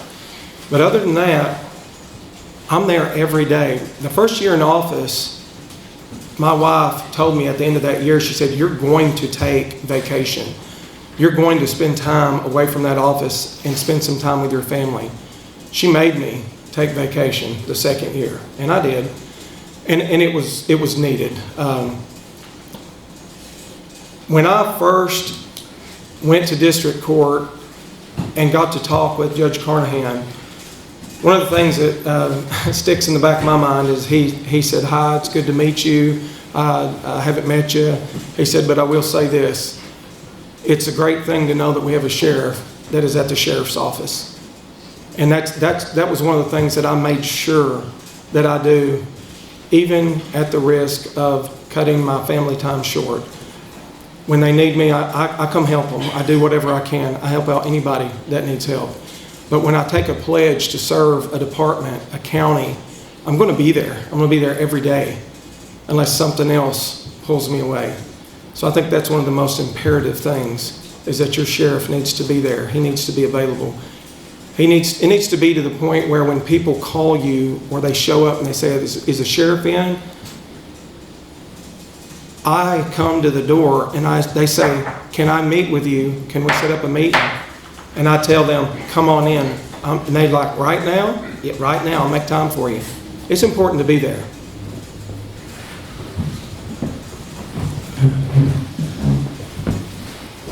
Well, part of my life I was raised on a ranch. You wear a man's brand, you put it on. You want to be part of the cattle herd, you got to be out there with them. You want to lead sheep, you got to walk in front of them. You can't do a job and not be there. You can't influence your deputies in this case, or the people that work in the jail, unless you're there with them. The apostles followed Christ. He didn't walk away from them. And that's just the way it is. If I ain't working there, then I'm out with the deputies working with them. That's the way it should be. If there ain't nothing else to do, I'm sure there's a lot of paperwork and education, because I'm big on education, that can be done while you're working there. You can't do that sitting at home or at the sawmill or anything else, can you? Cows ain't happy if you're sitting at a sawmill when you're supposed to be out there with them. They got to accept you as part of that herd. And I think all our farmers and stuff out there know that. So that's all there is to it. That's leadership. I got an extensive background in leadership, even on my doctorate degree that I'm working on. Leadership and organizational management. There's nothing you can do if you're not there. It's not an overwatch, it's not government. It's you being part of a family, working together. Whether it's with a community, whether it's with your business, your farm, whatever it is, you got to be there.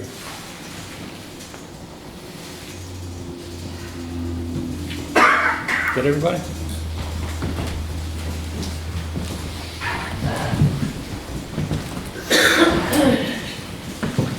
Okay, next question will be answered. Beeson, Koonce, Bannick, and Emerton. What is one mistake you have made in law enforcement, whether here or elsewhere, that you are determined not to repeat?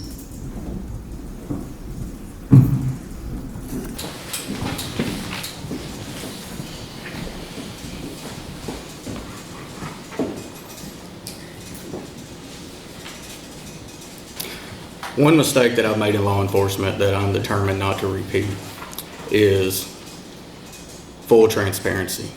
It's putting out everything that happened, whether it's the good or the bad, so everyone is held accountable and everyone knows what's going on.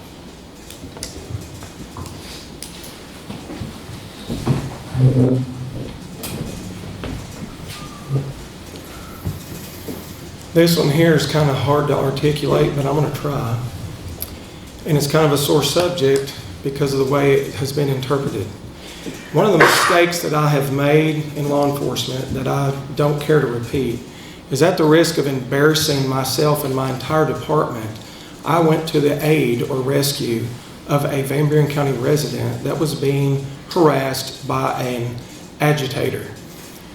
I was quick to come to her rescue with a YouTuber that thought he would try to make money for personal gain by trying to record anyone that he came in contact with that he could get upset and that did not know the Constitution. I knew the Constitution. I knew he was an agitator. I ignored him.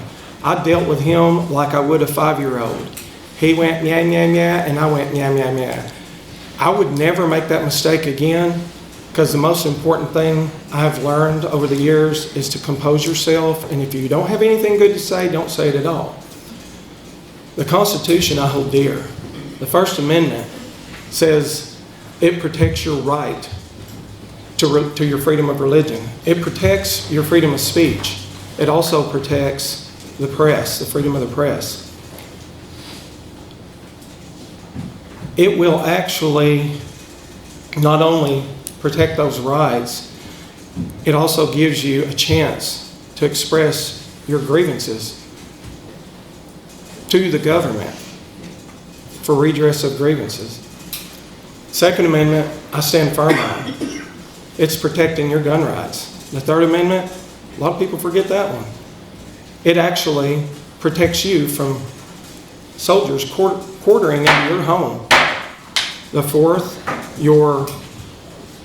it protects you against unlawful search and seizure. Now we could go on, and I'm gonna cut this short because I got the gavel. But all officers are to be familiar with the Constitution, and my policy is they have this within reach so that they can quote it correctly. But I won't make that mistake again. Thank you.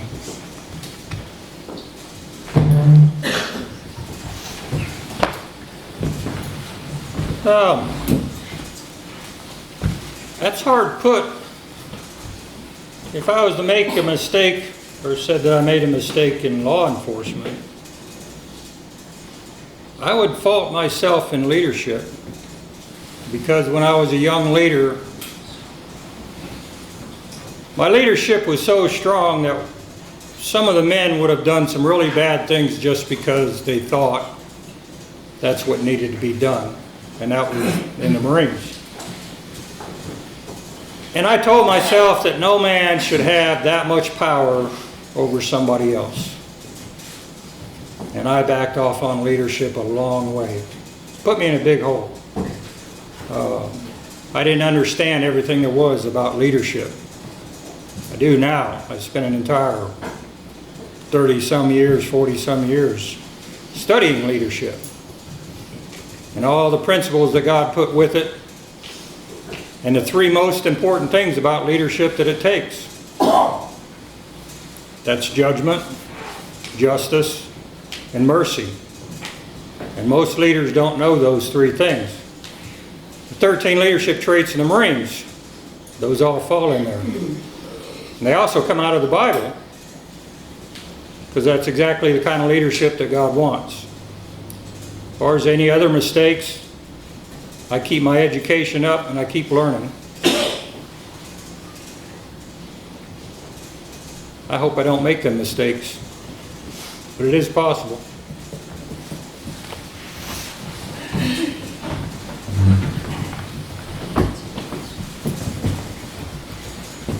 Mistakes. Can you repeat that question, please? What is one mistake?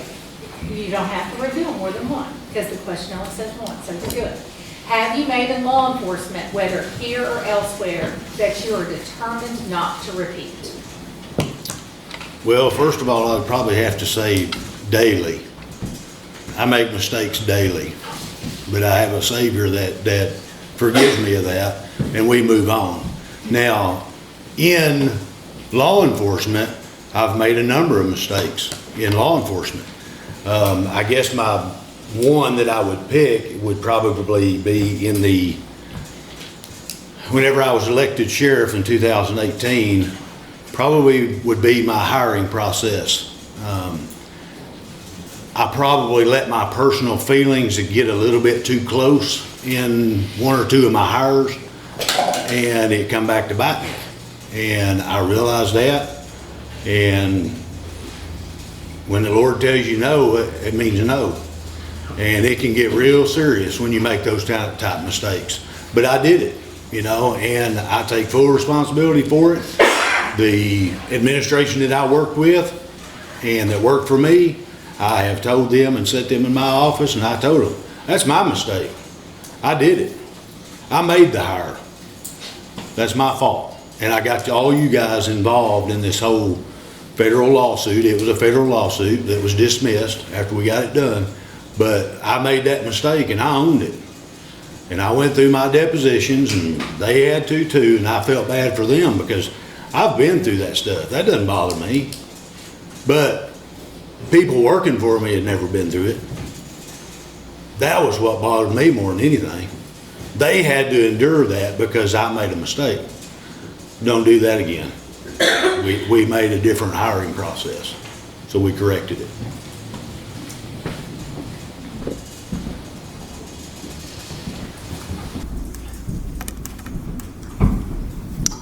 Next is Koonce, Bannick, Emerton, and Beeson.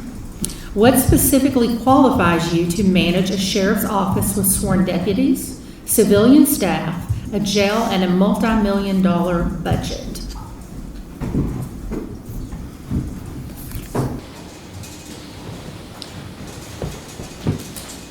What qualifies me?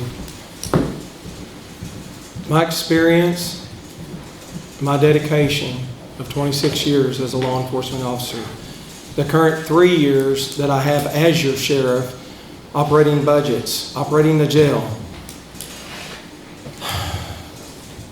There's so much involved, people really have no idea. I remember when I ran the first 2 or 3 times, people would walk up to me and say, "Are you crazy? Why would you take this on? There's so much responsibility. Do you have any idea how you could be sued if someone falls in the jail? If somebody gets fed a peanut and they have allergies? If one of your deputies arrests somebody and is accused of using excessive force?" I do know. I've been through it. And I know that training is important, and we make sure that these deputies get continued training every year. And not just the standard, I expect them to exceed what the standard is. I myself take the same training every year. It's repeated. Being qualified to do this job is not something you come into it with. Lucas has been there. He knows what it means to become sheriff. You have to work your way through it. You have to learn. You're going to make mistakes, but you have to be willing to look up the answer. You have to be willing to call the prosecutor and say, "Chad, are we doing this right?" You might not like what he has to say. He might tell you no. He might tell you to go back and start over. But the responsibility of being sheriff is ensuring that you're doing it legally, you're doing it right, and you don't wind up in a lawsuit. Like Lucas said, he's owned up to his. I've had 2 of them myself. One of them we were dismissed from. The other one is pending. You really have to be vigilant as a sheriff and know your responsibilities. Was it Bannick? Yes.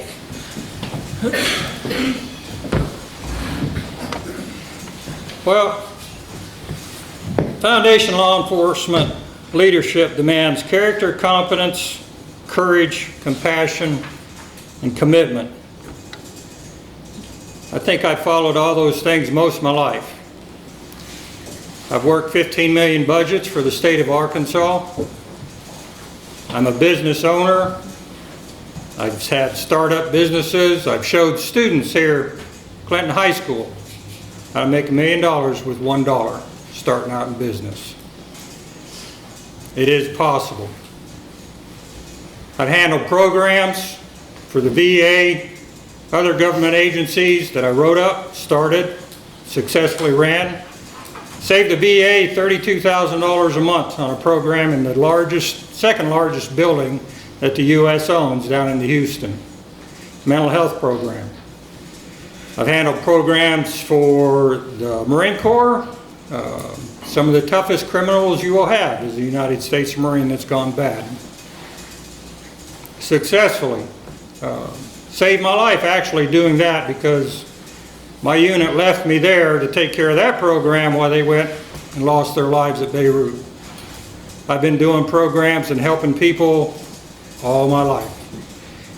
I have an MBA, I have a master's in education, working on my doctorate, I have an engineering degree. Education-wise, there isn't a lot I haven't covered. Leadership, I've handled 250 men down to a fire team. My first command, 3 men. All of them recognized, commendations, all the things you get when you do a good job. This is no small task. It's the safety of the community, and I've done a lot of that, and I've had the courage to hang on to things and stand, just like I've done with this constable thing. I think I'm ready to handle the jail and the sheriff's department now.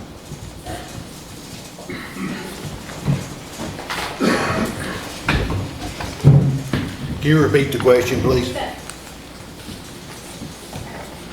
What specifically qualifies you to manage a sheriff's office with sworn deputies, civilian staff, a jail, and a multi-million-dollar budget? Well, the first thing that I have to say is because I've been the sheriff before. That qualifies me, and I believe that I've shown the proven leadership in that position that I can handle that. Before the 4 years that I was in as sheriff, I feel like the other positions that I held in different places helped me get to that point, which was being the physical officer, which was taking responsibility at the 20th Judicial Drug Task Force level in the prosecutor's office. That gave me the ability to do the grant paperwork and stuff for somebody's salary. Because that puts a lot on your shoulders, because if I don't dot the right I's and cross the right T's, then somebody's family member, dad or brother or somebody doesn't get paid. So that's a very serious and very intentional job to do, to make sure that one of your colleagues gets a paycheck for a year. And so that has to be done, and it has to be done correctly. We did do the budget the way we did because we had to come in and learn it. First thing I've done is I went to the county clerk's office and I said, Miss Pam, I gotta have you. She said, sit down, I'll tell you. So we went line by line, we learned it, learned what to do, where to go, and who to get information from. We built our resources. We depended on our AAC partnership, which is Arkansas Association of Counties. We made phone calls, we sourced everything. So whenever I was the sheriff, that built that experience and that built that knowledge and that built those resources for me to be able to move forward. This phone I've had for 20 years, and I promise you all those numbers are still in there for those resources. I could call them today and I can name them off, a lot of them, because we called them that much.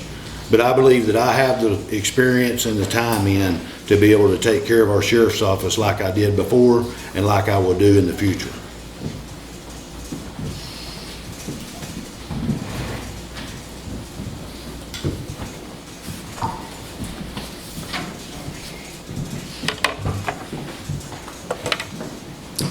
Will you repeat the question, ma'am? What specifically qualifies you to manage a sheriff's office with sworn deputies, civilian staff, a jail, and a multi-million-dollar budget? As I've stated before, I've done a little bit of everything in law enforcement, from corrections, patrol, investigations, narcotics, currently a school resource officer. Fulfilling different roles in law enforcement, you get a wide variety of what it takes to make the facility run and run efficiently. I'm a firm believer in putting the right people in the right spots, doing the right jobs, and it will run itself. I understand the importance of keeping a budget. Through Bucking for the Blue, I'm the producer of that, and I have budget restraints with that. It's an amazing event we put on down at the Bar OF Ranch in October. It's to help underfunded law enforcement agencies with training and equipment. I'm the coordinator of the security during the National Championship Chuck Wagon races. I have a budget I have to work within that. I hold multiple certifications. I'm a professional instructor as well as a firearms instructor, a red dot instructor, a crisis negotiator. I understand the importance of educating our deputies and giving them the tools to do their job at the highest level and support along the way. I've managed Timeless Family Chiropractic, which is my wife's business, for 7 years. I understand the importance of working within a budget. We have to keep a budget every day with that business. We have a large family. I have 7 wonderful kids. They're sitting right there. I'm amazed at how good they're being. But we have to maintain a budget at home to do the things that we love to do, to make cuts where we need to make cuts, and to save money every chance we get. Thank you.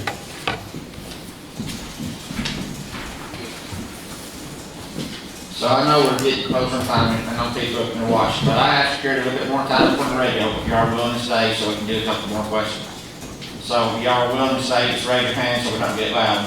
If you're ready to go home, you can say ready to go home. But I do have a little bit more time on the radio, so we can get a little bit more information out, if that's all right with y'all. So we are going to do 2 more questions and give you all time for closing statements. Okay, the next order, Bannick, Emerton, Beeson, and Koonce. How will you maintain positive relationships with other local law enforcement agencies in the county? In the county? Can you say that again? In the county. Oh, in the county? In the county. Okay. Sorry about that. I did the same thing I did in high school when I was teaching your students. I was tasked to take on a new pilot program. I made them responsible, and I brought in, 20-some agencies to help them students learn. Every last one of them students, all 23 of them, are now either in the medical field, policemen, firemen, emergency management, some kind of health program. I do the same thing that I did whenever I was chaplain. We all remember the I-40 bridge collapse when it went down. I was a chaplain there. 40 government agencies had control over that bridge. All of them, their authority to do so. They said, Bannick, you're a chaplain. You take care of stress management and keep people from fighting. I did. Governor gave me accommodation for it. We got that bridge taken care of in a couple weeks. And nobody argued about it. 40 government agencies, get that. That was a blessing by God. Quite a few miracles happened during that bridge collapse. But all I can do is thank God for it. He's got His laws in the Bible. If we follow them, everything seems to work out. It's whenever we get that fear going. So as long as I can keep the fear away, a lot of prayers, a lot of help, a lot of friends, then getting other organizations and stuff to work together, not a problem. Been there, done that, as they say.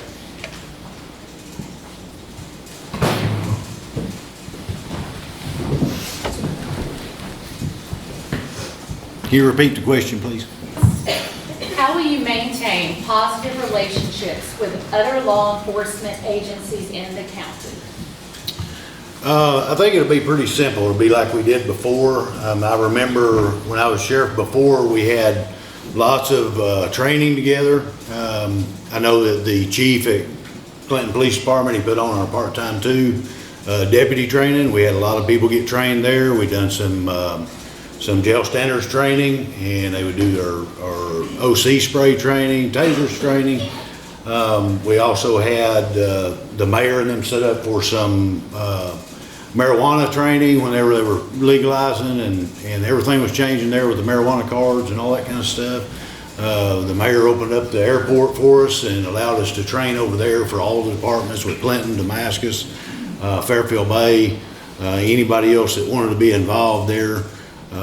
Also, before I took my tenure as sheriff, I had been fire chief on Highway 110 Fire Department, where I've lived in that district since I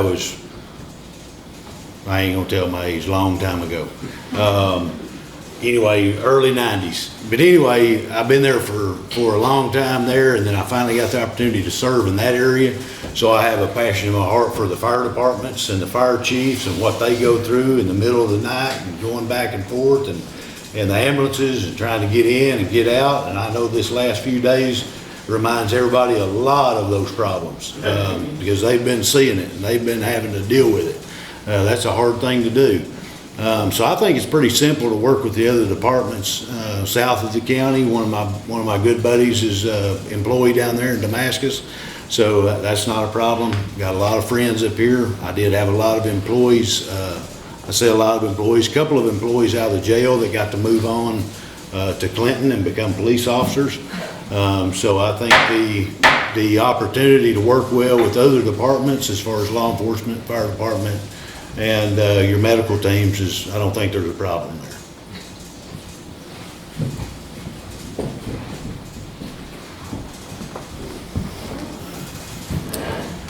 This is a very good question. It is extremely important to me and is priority to me to bring a unity and a direct line of communication to all departments within Van Buren County, whether it be our hospital security, our constables in the different townships and the assets they are for our community, to Clinton Police Department, Fairfield Bay, all fire and EMS.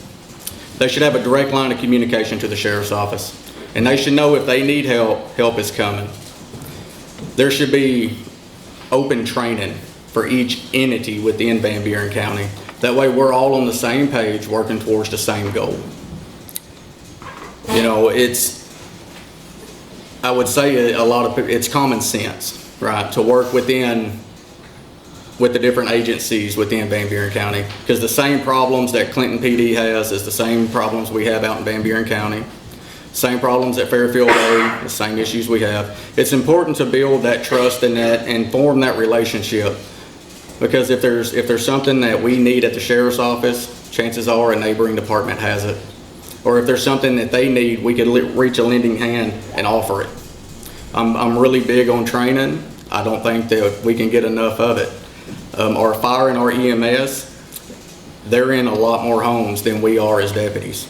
And if they see something that needs to be addressed, they should have full faith and confidence knowing that if it is reported, that it will be taken seriously, it'll be looked into and investigated, and they'll get a follow-up phone call on it.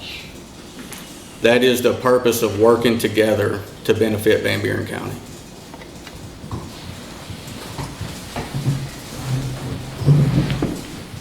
Repeat, please. How will you maintain positive relationships with other local law enforcement agencies in the county? Keeping a positive relationship with all the other law enforcement agencies, including first responders, rescue squad, and all the firefighters. It means you have to have that open line of communication where you do speak to the firefighters. You go to the Fire Chiefs Association meetings. You go and talk to them.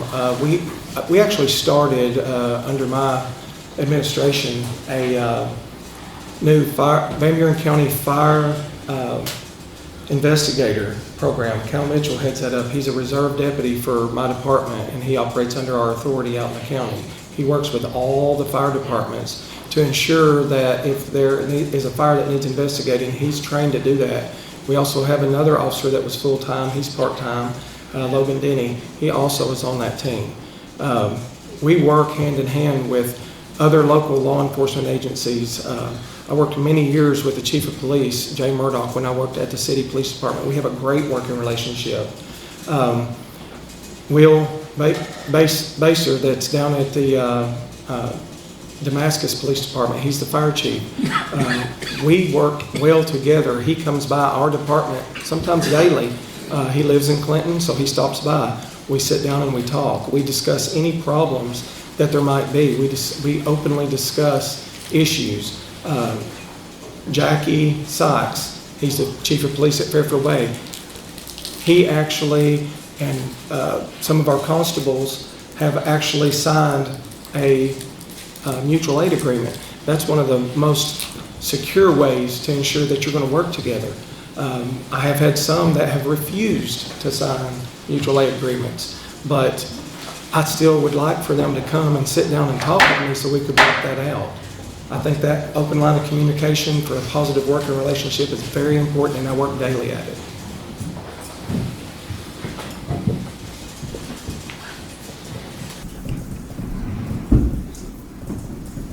Okay, this is going to be the last question, and you guys have done a really good job, by the way.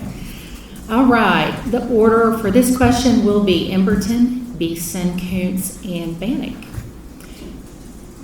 Should the sheriff's office play a bigger role in preventing opioid abuse, theft, vandalism, and violence by getting to know the people they serve in the county, or is patrolling state roads more important?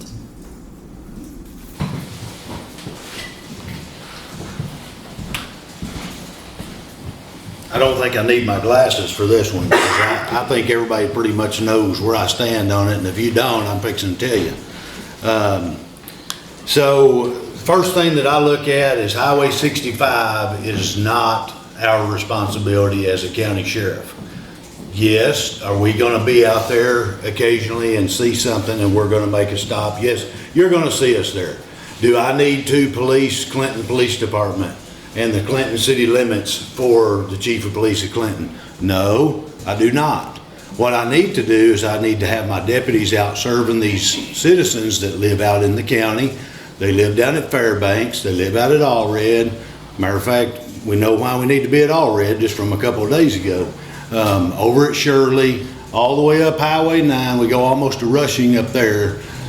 How many times do you see a deputy in those areas patrolling? Okay, I had a routine when I was a deputy, when I come in, and then I could work off of. I made myself go through the county. When I wasn't on call, didn't have a call, I would make myself go through the county and see what was going on and familiarize myself with things. Because if you are spotted in Shirley and you are from Formosa and it's 2:30 in the morning, you're probably not up to normal activity. Because the people that work and go to work and go to school and deal with kids and supper and all that kind of stuff, all you guys have normal schedules. Now, it's going to vary just a little bit, but if you get out and you know the people and know where they live, I know that Joe Smith is going to work because he works down at so-and-so and he leaves at 7:30 to be there at 8 o'clock. If you get out and patrol, you can learn that. And that will make you a better deputy because you're not going to stop people that don't need to be stopped. You're going to stop the ones that might need to be talked to.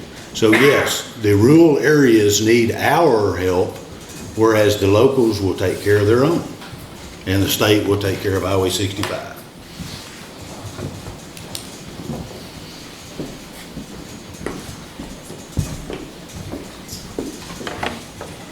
Can you repeat the question, ma'am? Should the sheriff's office play a bigger role in preventing opioid abuse, theft, vandalism, and violence by getting to know the people they serve in the county, or is patrolling state roads more important?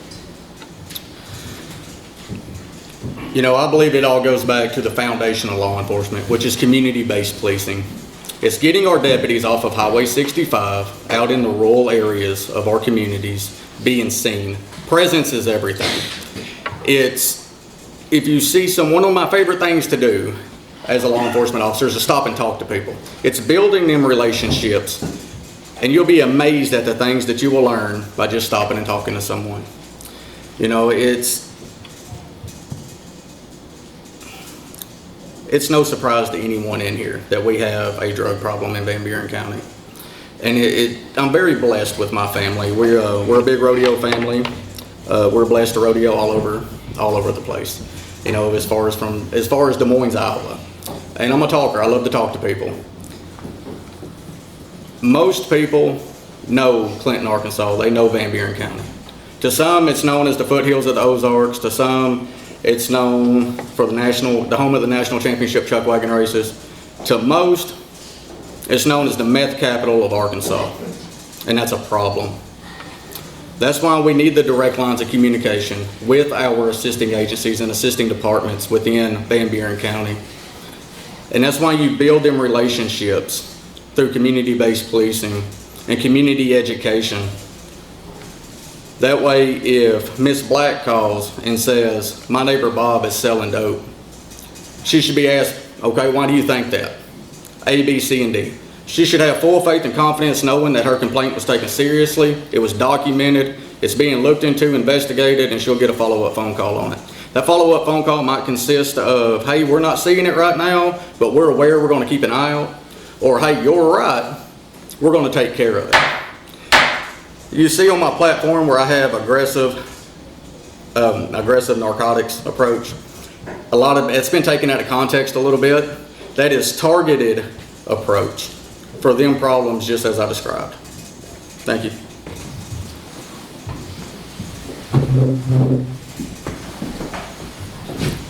We have a great team of deputies and investigators, and none of them prioritize working Highway 65. I can guarantee you that. What they do is they cover 724 square miles, and they take hundreds of calls daily. What they do is they prioritize the calls.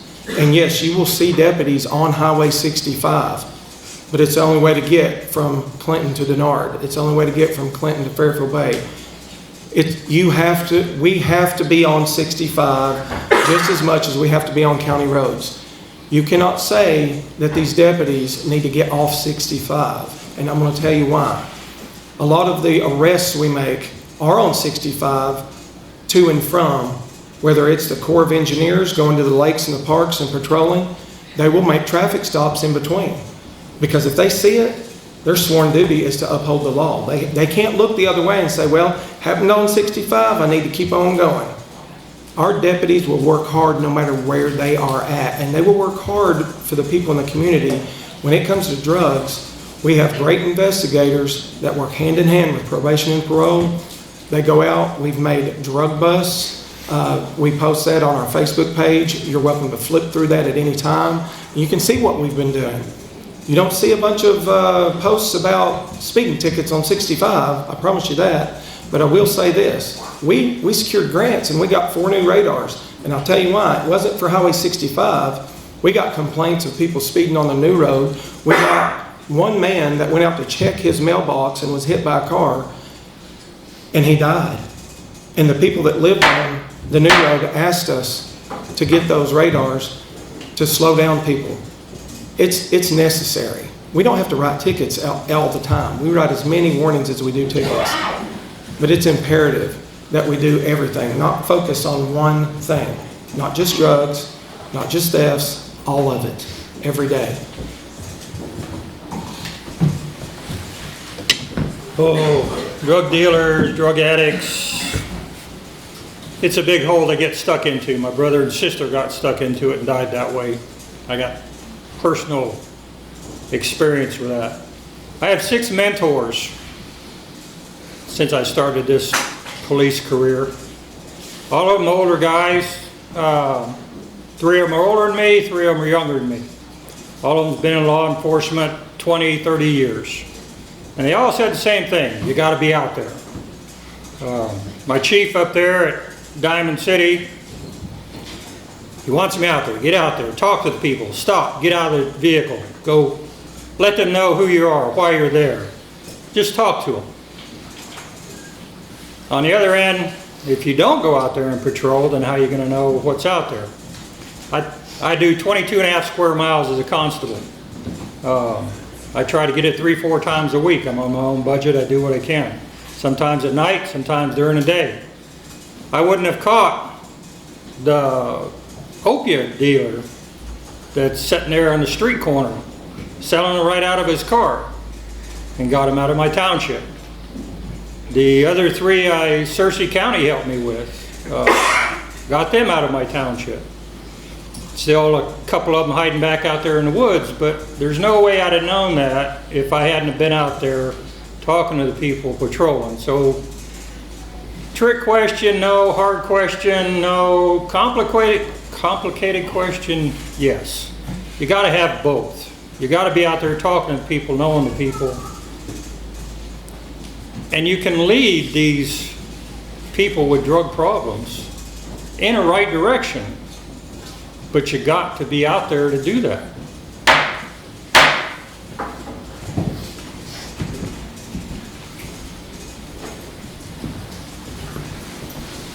All right, now we're going to let the candidates give their speech to get you to vote for them.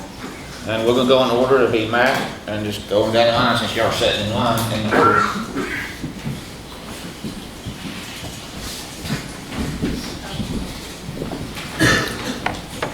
Well, again, thank everyone for coming out. Thank the Republican Party for putting this on. I truly believe that you can serve for decades. You know, we've sit here and we've heard a lot about experience tonight.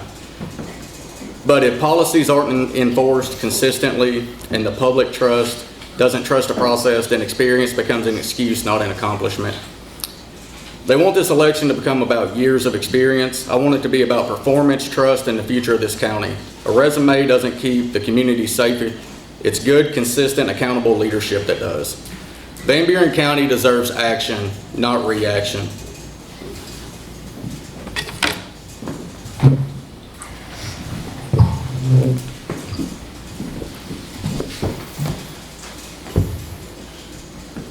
I'm currently your sheriff. I want to continue to be your sheriff. Van Buren County is my home. Van Buren County raised me. I lost my father when I was 7 to a DWI accident. I lost my mother to cancer at age 15. This community took me in and raised me.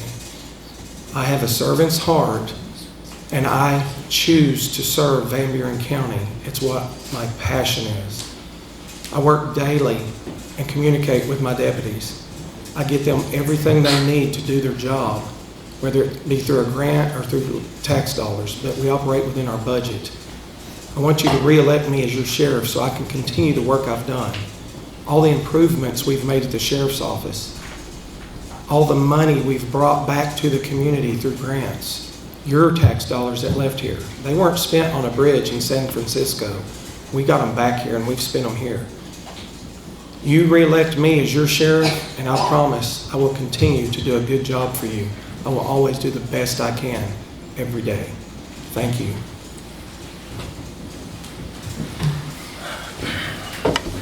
Well, I want to thank everybody here. I want to thank my opponents. I don't really look at it as a competition. I know with procedural justice, the pillars in law enforcement, building trust that lasts. Modern policing rests on procedural justice. There's respect, your voice, I'm kind of loud, neutrality, and trustworthiness. I hope to lead with all that stuff, but I haven't asked anybody for money. I haven't asked anybody for a vote. God told me what to do, and if I'm going to win, it's because God is going to plan on me winning. I have no ill feelings for anybody.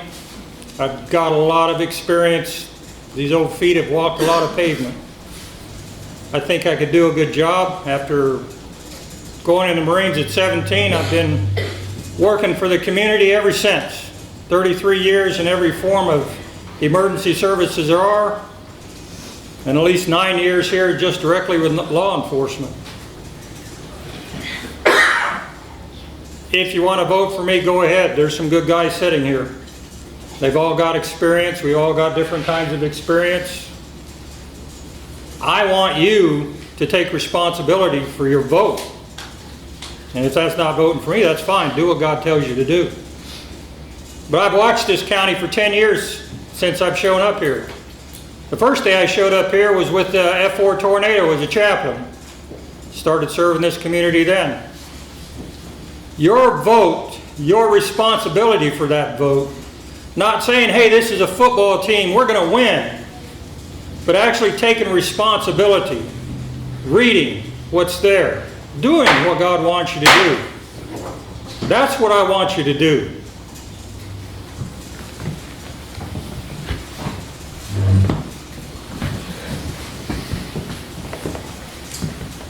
Oops, sorry. I don't want to see your text. No, I'm just kidding. I want to appreciate you guys for having us out. I want to thank everybody that's involved. If I start naming people, I'm going to forget Kevin, or I'm going to do something and forget people. So I just want to thank all of y'all for having us here. I'm going to touch base on a couple of things. You know, I made some promises the last time that I ran and the last time that I was elected, and I kept my promises while I was there. And my view of what needs to happen in this county is probably a little bit different than other people, but these guys sitting up here are not my opponent. They're not my opponents. We're running for a job. My application is filled out. My experience is put on my resume, and my stuff is put out there to you. Everybody's had my phone number for over 15 years now since I started this journey, and the information, the phone number, come to my house. Every employee that's ever worked at the sheriff's office for me has been to my house, probably ate supper there a time or two, breakfast, different things.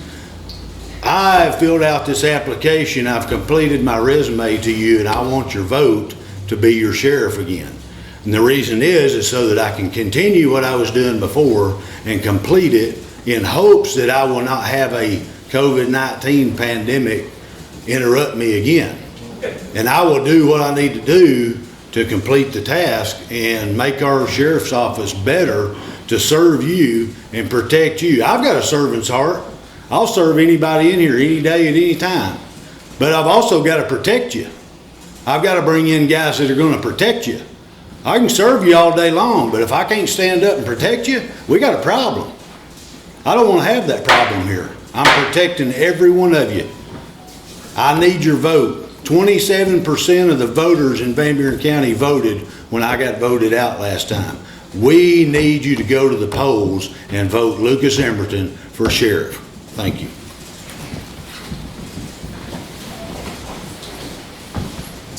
This be a good time to give them all a round of applause.